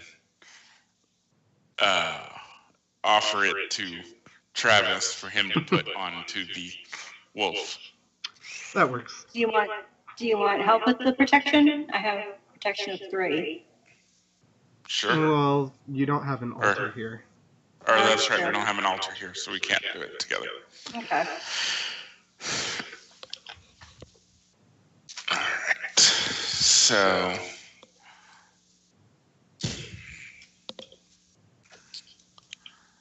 you chose the ritual, it's a learned ritual. Yeah. Yes. So what And factors? by default it uses 2 vitae since it is level 2. Mm-hmm. Just for testing it out, I'm not going to work. The way that we had agreed it working was clash of wills versus attempts up to potency times. Right. Since it's just testing it, not going to worry raising the potency beyond 1. Okay. So basically, you shouldn't really need to raise anything just for testing it. I mean, you'll want enough of a duration to get it on him, Yeah. and then for some test to be made to make sure it's protecting him. Yeah. But, I mean, like, what's the default duration? The default basic duration is just 1 turn, plus 2 turns per extra step. If you do advanced duration, that'll get you a scene. Okay. But it is a learned advanced ritual, so duration. you'll still be below the risk threshold. Okie dokie. So, base everything except for... its size is about a 7 right now. So you do need 2 steps there. Alright. But you do get 1 step free. So that's a -2 penalty. Okay.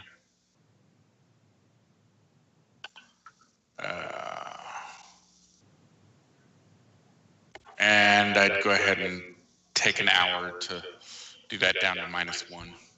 Sounds good. Alright. Do you explain to him what you're doing as you're doing this, at least in general terms? Okay. He'll mention, he does have a way to test it. I had assumed you probably did have some sort of spell. That's why I chose this as the easiest way to test the compatibility. And go ahead and... Alright, 3 successes. 3 successes. Wait a second. That didn't roll anywhere near enough dice. That should have another 5 dice. It erased the 5 on that. Let's see. That's why I'm hearing everything twice, because I have 2 windows of this open. Aw. I only got 1 more success. So That's a shame. close, yet so far. Yes. Alright. So 4 successes. Alright. And you don't have anything to upgrade, right? No. No. Okie dokie. Yeah. You're able to create your bloody, thorny totem that'll need to be implanted on the creature. As you finish, Travis takes it and he takes a fair few moments to actually study it. Let me take a moment to see exactly how long it takes him to study it. That would probably be that much, so... Okay, so yeah, about 10 seconds or so. Seeming content enough with whatever he figures out, he heads over, basically digs the weird little totem into the thing's flesh, fur, shadowy, goofy exterior. It doesn't seem too bothered by it, and it doesn't do anything to stop Travis. And at that point, he speaks a few strange-sounding words, and let's see, his dice pool is that. Okay, go ahead and roll a Clash of Wills, if you would. Alright. How does that work again? It'll be Blood blood potency, potency yeah. plus your Cruac. Okay.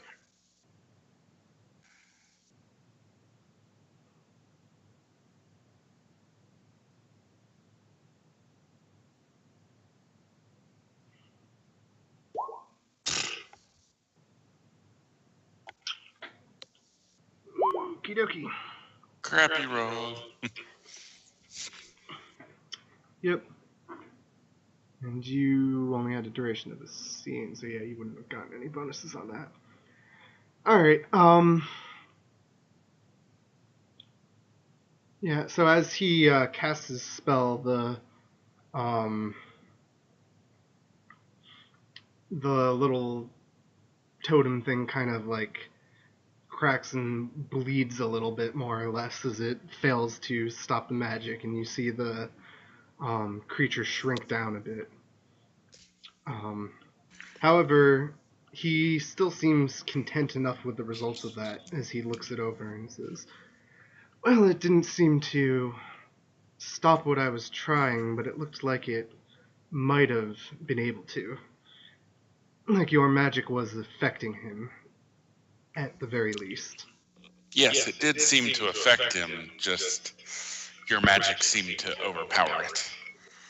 As I said, I only dabble, so I'm He not nods the at that. most potent of Yes, that's sorcerers. right. Nothing to worry about. What was important was seeing that it could take hold. So it does indeed seem that your magic is compatible, so to speak, which is definitely good to know. And he kind of, basically looks thoughtful, like he's going over various possibilities in his head.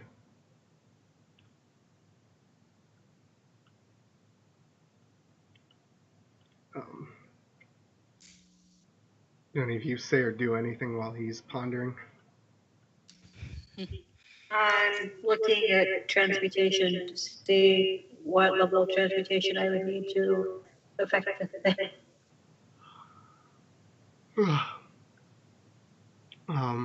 Most strange beings can be affected at the same level as living creatures. There just might be some oddities to how you might have to tweak the ritual. So it depends on exactly what you want to do to it. I wanted to do something like make it hide harder. So it'd be harder to affect it with physical attacks. It's physical magic. That would be either Protection 2 or Transmutation 3-ish. I have protection 2. You do have Protection 2. Yep, I have protection 3 actually. Oh, right, yeah, you were the one with lots of protection. So yeah, you could use Protection 2. Try to give it a thick hide, so to speak. Okay. So the 2, I have protection 3, so that's math. That's math, yes. That's what I don't like about this is math. What page was this easy chart on again? 118? Dude.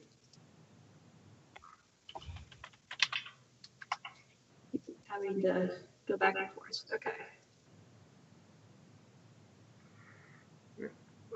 So, same basic thing. You'll need some risk for advanced duration if you want it to last if you want to last the scene, though. Yeah. For just giving it a thicker hide, you could probably do basic duration just to show that it's possible. But up to you.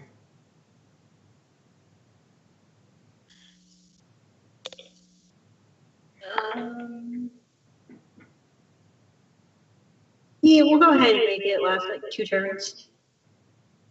Okie dokie. That'll mean 1 step, but you have 2 free steps. You could give it armor. If you can bring potency up to 3 to give it 3 total armor. Otherwise, it'll be, well, basically the armor you can grant is equal to the lower of the potency or your Cruac rating. Yeah, correct. Also a 3. Right. So you could get potency up to 3 for We'll its go armor ahead. rating. We'll go ahead and do that. Just to see how much you can do. All right. So that'll be 2 more steps. So that's 3 steps. You'll have 2 free steps, so that's a -2 so far. Are you going to actually touch the creature yourself, or are you going to? Yeah. Okay. So nothing needs to be done for range. What about Scale the is 1 target. size? You do need to take care of the size, so that'll take your penalty up to -6, unless you want to use some risk. I use risk. Okie dokie. That'll be 2 risks so far. You haven't had any other, right? Yeah. Right. Okie dokie. So yeah, you're still at wait, I lost track. What was it? -4 you were at?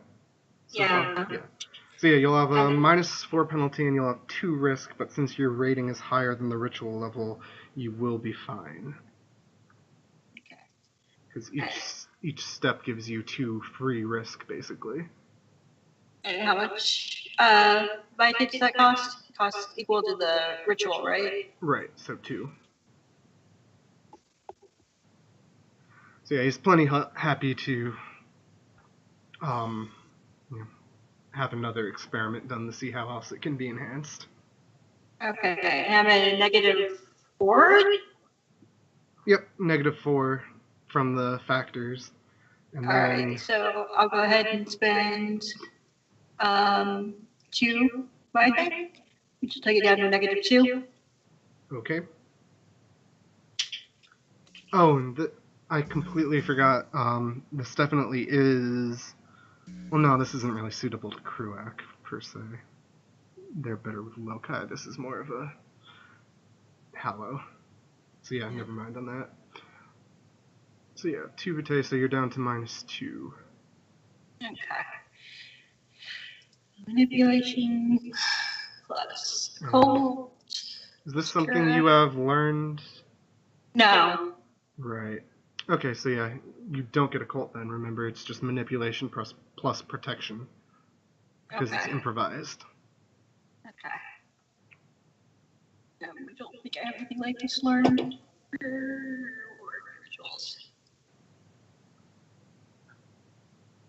No. I should have some music going or something. What do I have in my jukebox?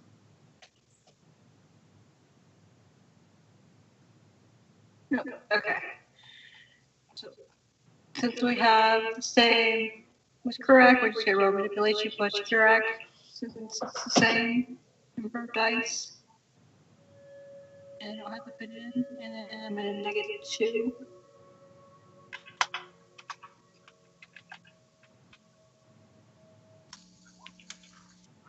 So 2 successes. 2 successes. Why did they include bits in there? Because Kruak could be a third one, so it kept an old. Yeah. Alright, so. Subtract 2 of those dice. But you if got you 1 subtract success. 2 of them, you'd have 1 success. Okay. So you still succeed. Alright, so yeah, well, this is an improvised ritual, so describe how it works. What are you doing? Basically, she's going to walk up to the creature, use her ritual dagger to slice both of her palms, and then kind of spread her blood over the creature. Kind of starting at his head and going down his back, and kind of chanting as she's doing it. All right. Roll resolve plus stamina, basically to keep your concentration because this thing does not feel right. Okay, resolve plus stamina. Nothing else to check, right? It's basically sickening to feel it on your skin. And it's not like a specific. Okay, you are able to handle it, but yeah, it is just. It does not feel right. It's not even like oil or goop or anything. It's like just offensive to your senses. And it's oddly calm and accepting of this either way, though. But yeah, as you finish the... So it sounds like I think it that's brought you. I'm kind of sickened and grossed out at the same time, but I'm also going, neat! I like it. No, I don't. Yes, I do. Your blood does still seep into it, and the texture changes. It's still like a non-substance, but if a non-substance could be harder, it is. It's like it feels like it worked, but since you only put a basic duration to it, it's gone after a few seconds. But Travis, would you like to try to hit it, or would you like Charlie to try to hit it? He'd motion for Charlie to feel free. Better be quick. Are we? Yeah, it's like as long as the thing still looks like it is active, I'd go ahead and pull out my sword and attack. Just go ahead and make a basic roll. We're not actually trying to kill the thing. Just want to see if we can get past my skills. So what do you mean make a basic roll then? Like, there's no defense or anything to worry about. And Okay. don't add any bonuses either. Okay. Just want to make sure you don't accidentally chop it in half.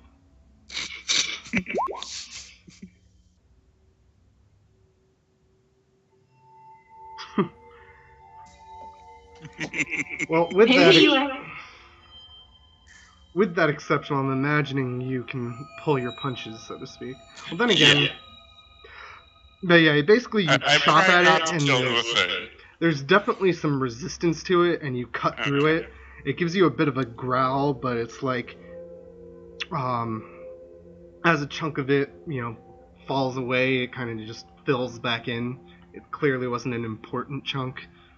And that stuff on the ground kind of dissolves into nothingness. Like shadow, smoke. Right.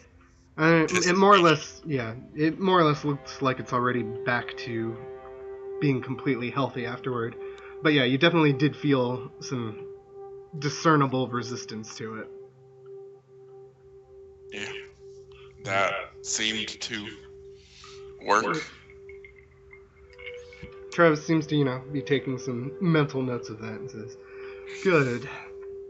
Well, for now, this specific creature doesn't have any given task I have to set it to yet. But it's definitely possible I'll have something sometime soon that I can call on the lot of you for to give it a bit of extra protection. In the meantime, I will tell you that, as I said, the Concilium definitely seems to have an interest in this area and in your monstrous friend specifically.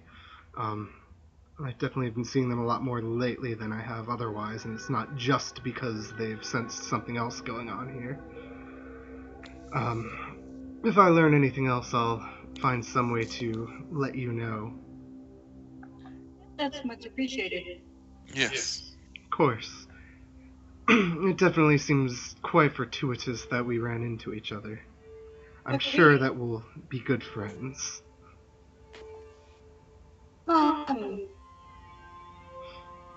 don't really think you need it, considering how easily you notice us. But if you want something to creep people out from the outside, I do have a set of creepy plants. I could plant one of them here. Basically, they watch anybody who walks by and kind of move towards them as much as I can, of course. No, I'm really trying to go more unnoticed than to ward people away, so to speak. That makes sense. I just thought I would offer. Of course, I do appreciate it.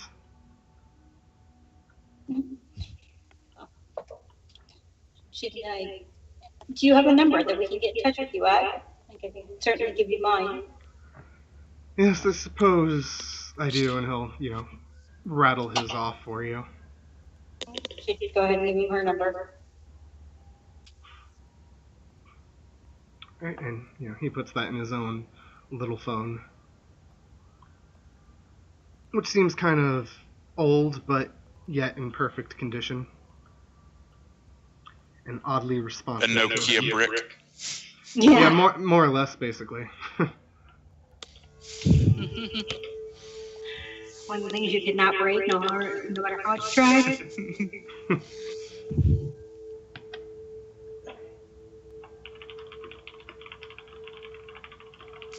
I had to get rid of mine because the asterisk key broke.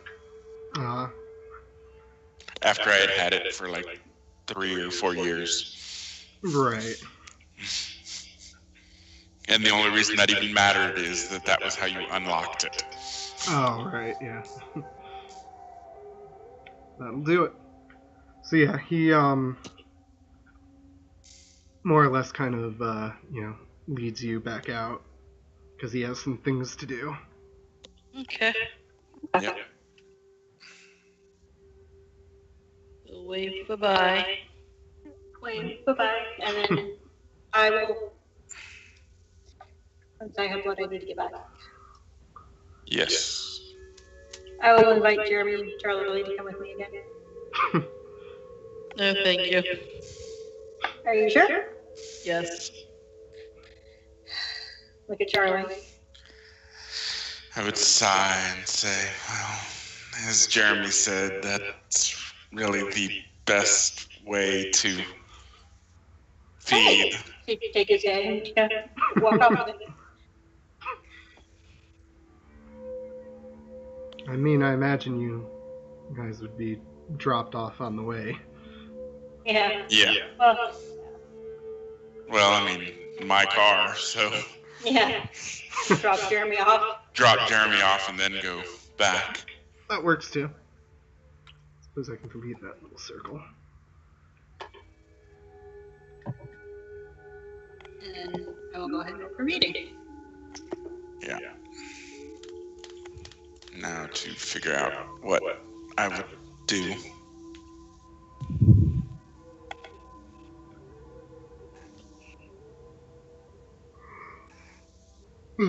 Excuse me.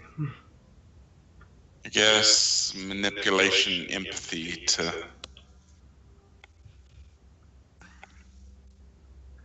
Find Try. someone with low inhibitions. yeah. That works.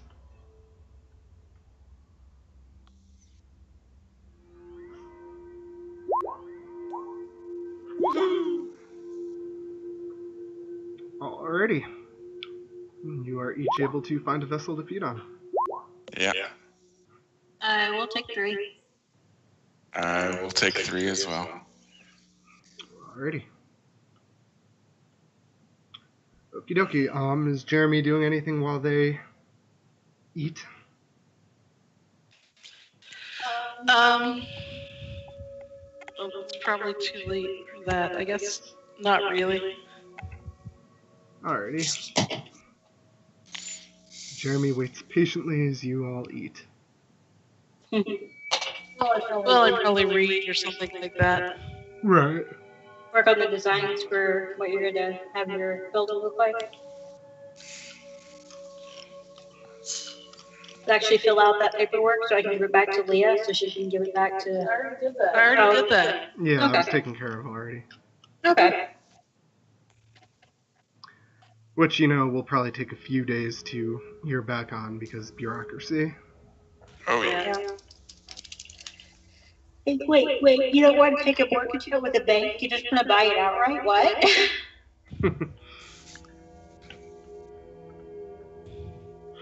Alright, so yeah, you read and do all that kind of junk, and then the other two come back. It's probably 3 or 4 right now in the morning.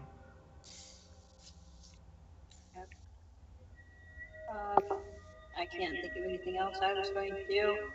No. Neither can I.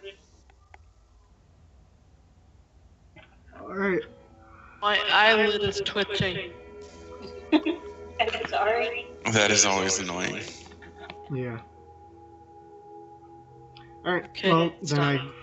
suppose you will head to sleep for the night, or the day, when that Yeah. approaches. Yeah. Yep. Alright, let's pop that forward another day then. Yay, I don't have to turn anymore. That's true, that does fade Yeah. away. There you go. Have it back. I don't want it.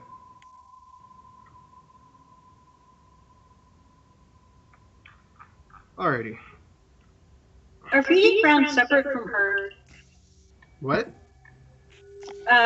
Feeding grounds. Is that something separate from herd? Yeah. Feeding Yeah. ground is basically your territory where you do most of your hunting, whereas herd is like a reliable group of people you can feed on pretty safely. Herd, feeding ground basically adds a bonus to your hunting rolls, like when you make those rolls to feed, and herd, you just automatically get some blood when you take a moment to go feed from them, which you can do Okay. once per chapter, which is per session. Okay, I do have 1 dot in herd, so. But I was looking at the familiarity and feeding ground. I don't have feeding ground. I think I might need to get some of that. Gotcha. Well, yeah, if you want to feed from your herd, you can. I'm already fed for the night, so we're good. Well, it's the next day now, or next Oh, night that's now. true. That's true. But I'm going to go down and get my Well, yes, we Yeah, the nightly river. go to the river. That's a given. established. Yeah.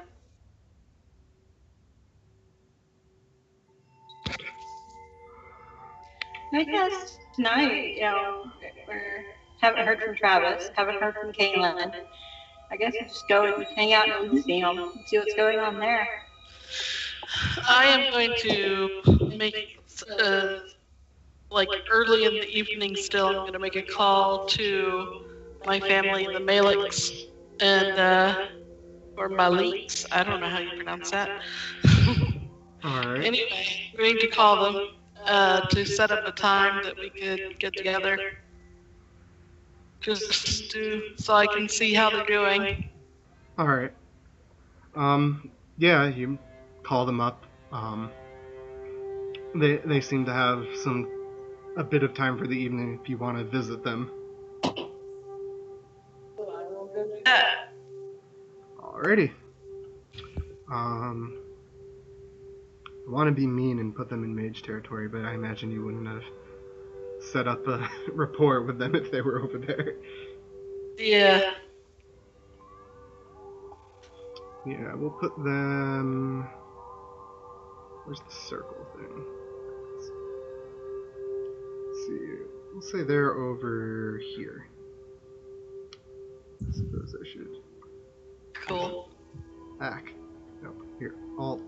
There it goes. Looks like an eyeball. Yeah, because I accidentally made 2 circles. And it won't let me delete it. There it goes. And I should label that. Delete family.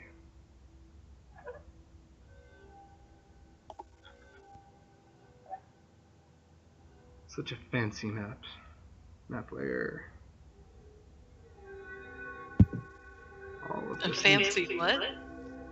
I said such a fancy map that I have going on here.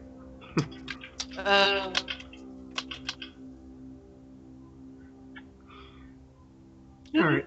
So yeah, you're able to do that. And is there anything specific you're wanting to do, or just spend some time with them, get some willpower from interacting with your touchstone? Well, I want to see, if there's any relevant information they can give me about, like, Hindus in the area, if there are any. Alright. There, done writing them out. I'm gonna poke at your sheet real quick so don't be surprised. He says after he's already started. Shh. I don't ever bother warning Tassie about for the other games. Yeah. I was like, I don't think you're approved for this one, but No. maybe other days it's like, why did that move? I was looking at that. Well, Chronicles of Darkness, 9 times out of 10, you're much more experienced than I am. Yeah. Vampire is like the only thing that I have a slightly better grasp on than you do. I think you have a better grasp on mage than I do too, just because mage math confuses the hell out of me. I've never done anything with mage. Oh, okay. Then I'm wrong there. I thought you had. No. Okay. Falco never allows us to play mages. Yeah, y'all did mage when you were there. Right. I have never gotten to do anything with mage. Right. Well, I don't let you play mages in crossover games because Yes. it's really hard to get them on the level with everything else. Like, as I've said before, even right now, the vampires outnumbering the mages and having rights of damnation, they're still at a minor disadvantage. That's with everything weighted heavily in their favor. So, in a group 1-to-1, a mage kind of overshadows everything else. But anyway, back on topic. There are a couple of Hindu families in the area from Indian area. Indian Americans, probably second, third generation. They have whatever name you want to give your potential ghoul. Okay.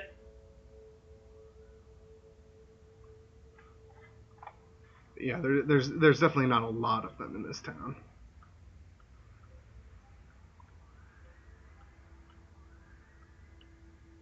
Alright.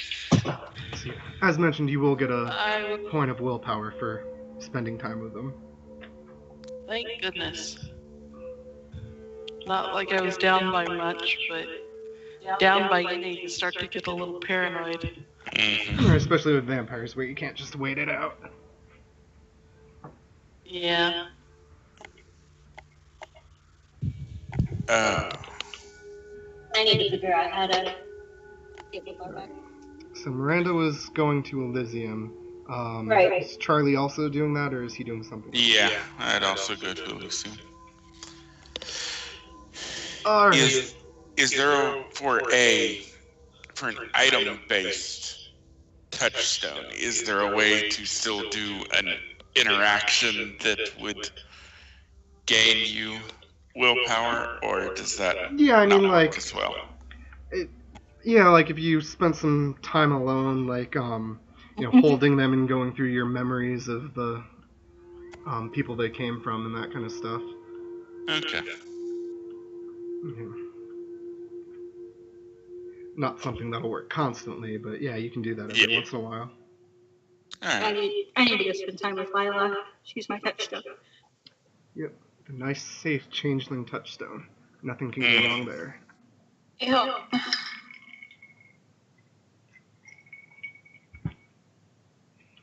So yeah, you head to Elysium. It's got a decent number of people there. Mary's there with her Carthian coterie, a couple other random vampires, nobody else of particular importance.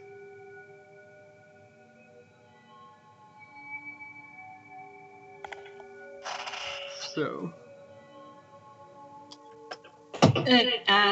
basically, no, talking to Mary never goes well. just do some general socializing and rumor checking and whatnot.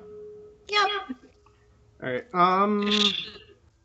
give me a wits or manipulation plus socialize roll. Totally manipulation.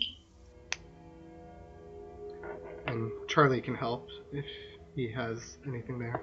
I don't have your sheet open. Yeah, I'd be in positive, so I'll go ahead and assist. Not a chance die, so may as well. Yeah. And it comes out with 8 again, but True. nada. Do you want a dramatic fail? Sure. Oh. Okay. I don't know, what does that even wind up doing on a It gives her a on a minus 3. teamwork? It gives her a minus 3 to her roll, I believe it is. Oh, minus 3? I was thinking it would be minus 1. Nope, minus 3. Okay. I already said yes. Alright. Go ahead and roll at a minus 3, Tessie. That's gonna be fine. Charlie's kind of like bumfering around, like, so, hear anything interesting lately? Tell me stuff. I like words. Alright. You failed. Do you want to make it a dramatic failure? No. Oh, come on. No, I'm trying to gain city status, not lose it.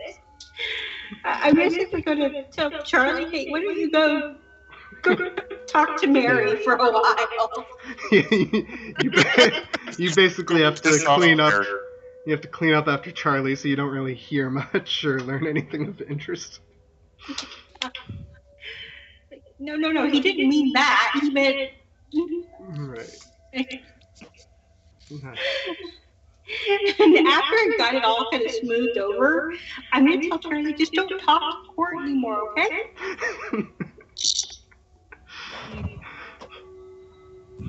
You're cute. Just stand there and look intimidating. That's all you need to... Ouch, cat.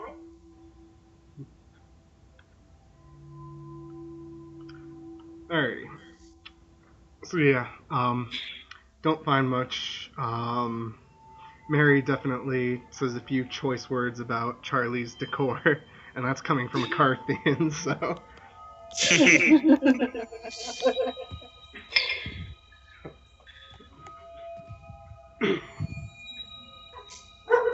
I decided not to be circle. I was going to be Carthian. So.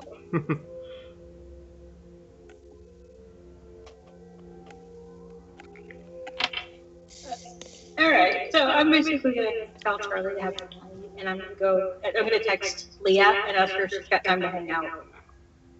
All right.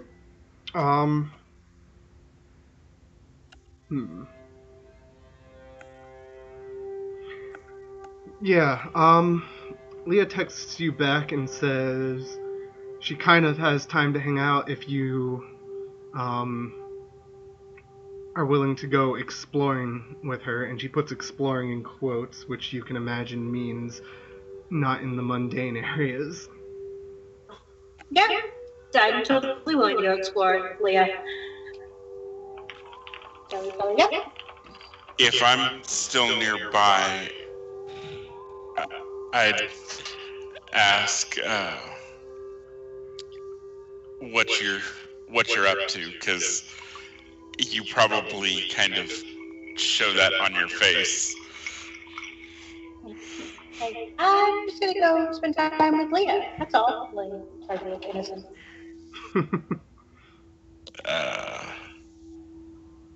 Let's see. Roll to figure out if she's like what she means by that.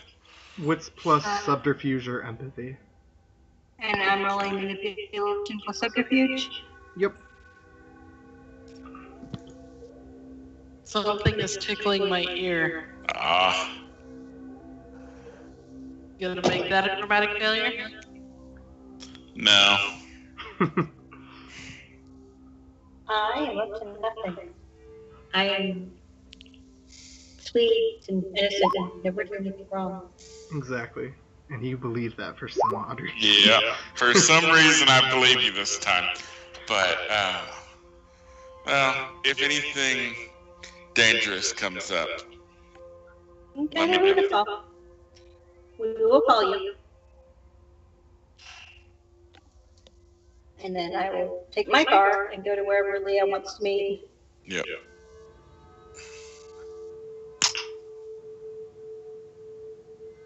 Alright, she tells you to meet her someplace that's effectively, mile or two north of town. Okay. Whoops, meant to go that way. So yeah, how are you getting there? You have your own car, driving. right? Yeah. Okay. She has an old beater. Right. Yeah. Alright, so yeah, you take the road up until it becomes a cruddy little dirt trail and bring it as far as that trail goes until it's a place that's not quite the forest, but it's almost the forest, like more or less like an overgrown farm that's not used anymore. Okay. Yeah, more trees and stuff than normal, but you can kind of see. And she has you meet her, basically by a place where a couple of trees are crossing over each other and forming an archway. So yeah, before we get into that, what are the rest of you doing? I'd just head back to the coterie house and hang out there. Yeah.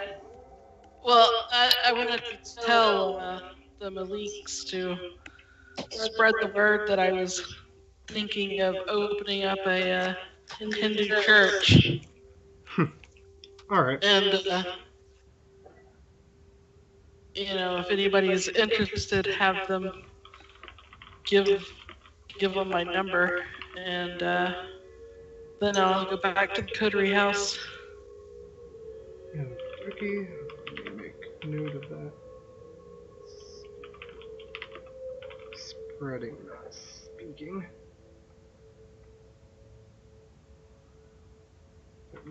Temple. That's what I was kind of wondering, but I'm doing my shot.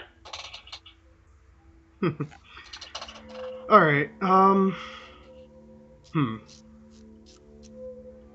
know how late you guys want to go because getting into a potential hedge adventure could take a bit.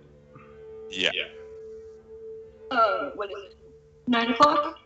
Yeah. Just about. I do have a werewolf scene I need to run tonight because, I'm a derp and forgot it was Friday. So, if we can stop here and do the hedge adventure next time, or since those two aren't going to be in the hedge adventure, if you want to just get a hold of me sometime, that way we don't take up their time next time. Does that make sense? We'll figure something out. I don't mind listening in on it. Okay. Yeah. Okay. I wouldn't mind either. Okay. It's not like you all have to be together all of the time or anything. It's pretty typical for Chronicles of Darkness. Especially one where I'm letting one person, get involved in changeling stuff, and that's not always going to be to everyone's appetite. Yeah. Alrighty. So then, let us calculate experience types. Charlie would happily be there if he feels like it's something that would be dangerous. Now, what he doesn't know about, he's not going to force his way in. Right. Alrighty. Let's see here. Aspiration-wise, we have upgrade a weapon from Charlie, definitely. Didn't really do any protecting from danger or fighting anything. And Tessie, she did not make a new enemy. I can give you learn a new ritual since you improvised something new. So that'll be... And then get Charlie or Jeremy to go to the club, which you did do. So we'll grab that. So that's Spicy. 3 so far. And then we've got progress made towards build up a cult for Donna. We did learn a little bit more about Kaylin's dealing with mages. And you did make progress towards grooming, or potentially grooming a family friend to be a ghoul. Alright, let's see, anything else beat-wise for the group pool we need to account for? Don't think any of you did anything that needs detachment. Let's give the humanity chart a double check just to be sure. Oh yeah, we didn't actually talk about it when it happened, but we had said that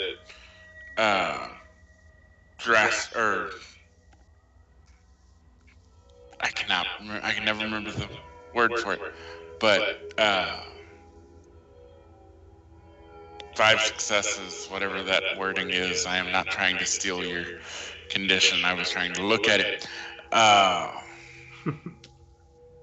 Exceptional success. Exceptional. I can, for whatever reason, like half the time, I cannot think of that word.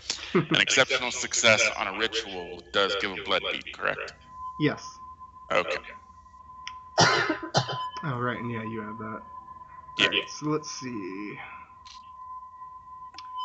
You guys did cut yourselves open and pluck some teeth and stuff, so I should probably make you roll Humanity 7 for detachment for your bloody Kruak rituals. Alright. So let's go ahead and do that. The base pool is 4 dice, and you have attached touchstone, so that's 6 dice. Both You're both doing that in defense of your dirge, so that'll be +1. Yeah, I'd call that. So yeah, you got 7 dice towards it. Okay. So roll 7 dice. What the fuck? Wow. And then 1 for Miranda, since you did your bloody ritual. Wow. I'm rolling 7 dice. Yes. Yep. Do Alright. you like to make that a dramatic failure? Actually, it's not too bad for when you are already losing humanity. You just take jaded instead of one of the normal conditions. But yeah, Tassie, Wow. Miranda is going to take Bestial. I think is most appropriate for doing bloody Kruak rituals.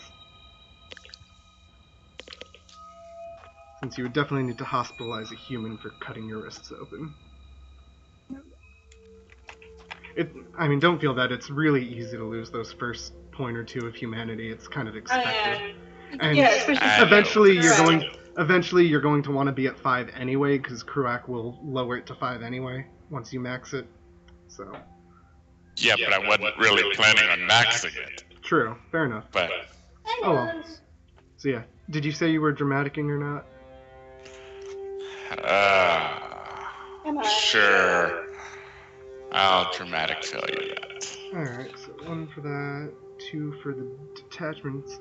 So yeah, Tassie took Bestial, you take Jaded, which should be in there too. Let me find it for you. Okay. Yeah, G-H-I-G.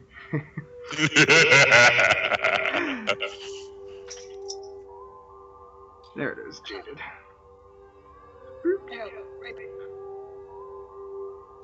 That went from tiny to almost fill the screen. There was no middle ground with that one. It all depends on how big it goes with one streak of my mouse. Yeah, alrighty. Let me double check something on that real quick. Yeah, basically caps your rolls to resist frenzy, and you can't spend willpower to hold back said frenzies. But Which you can get rid of it with a meaningful touchstone interaction. Yeah, that's an interesting counterpoint to ecstatic. Yeah. Alright, so Which gives +2 die bonus to avoid frenzy. on the bright side, with all of those, with that detachment and your dramatic failure, that just bumps you guys to getting 1 experience and 1 beat. Taking us up to 2 experience. Exactly.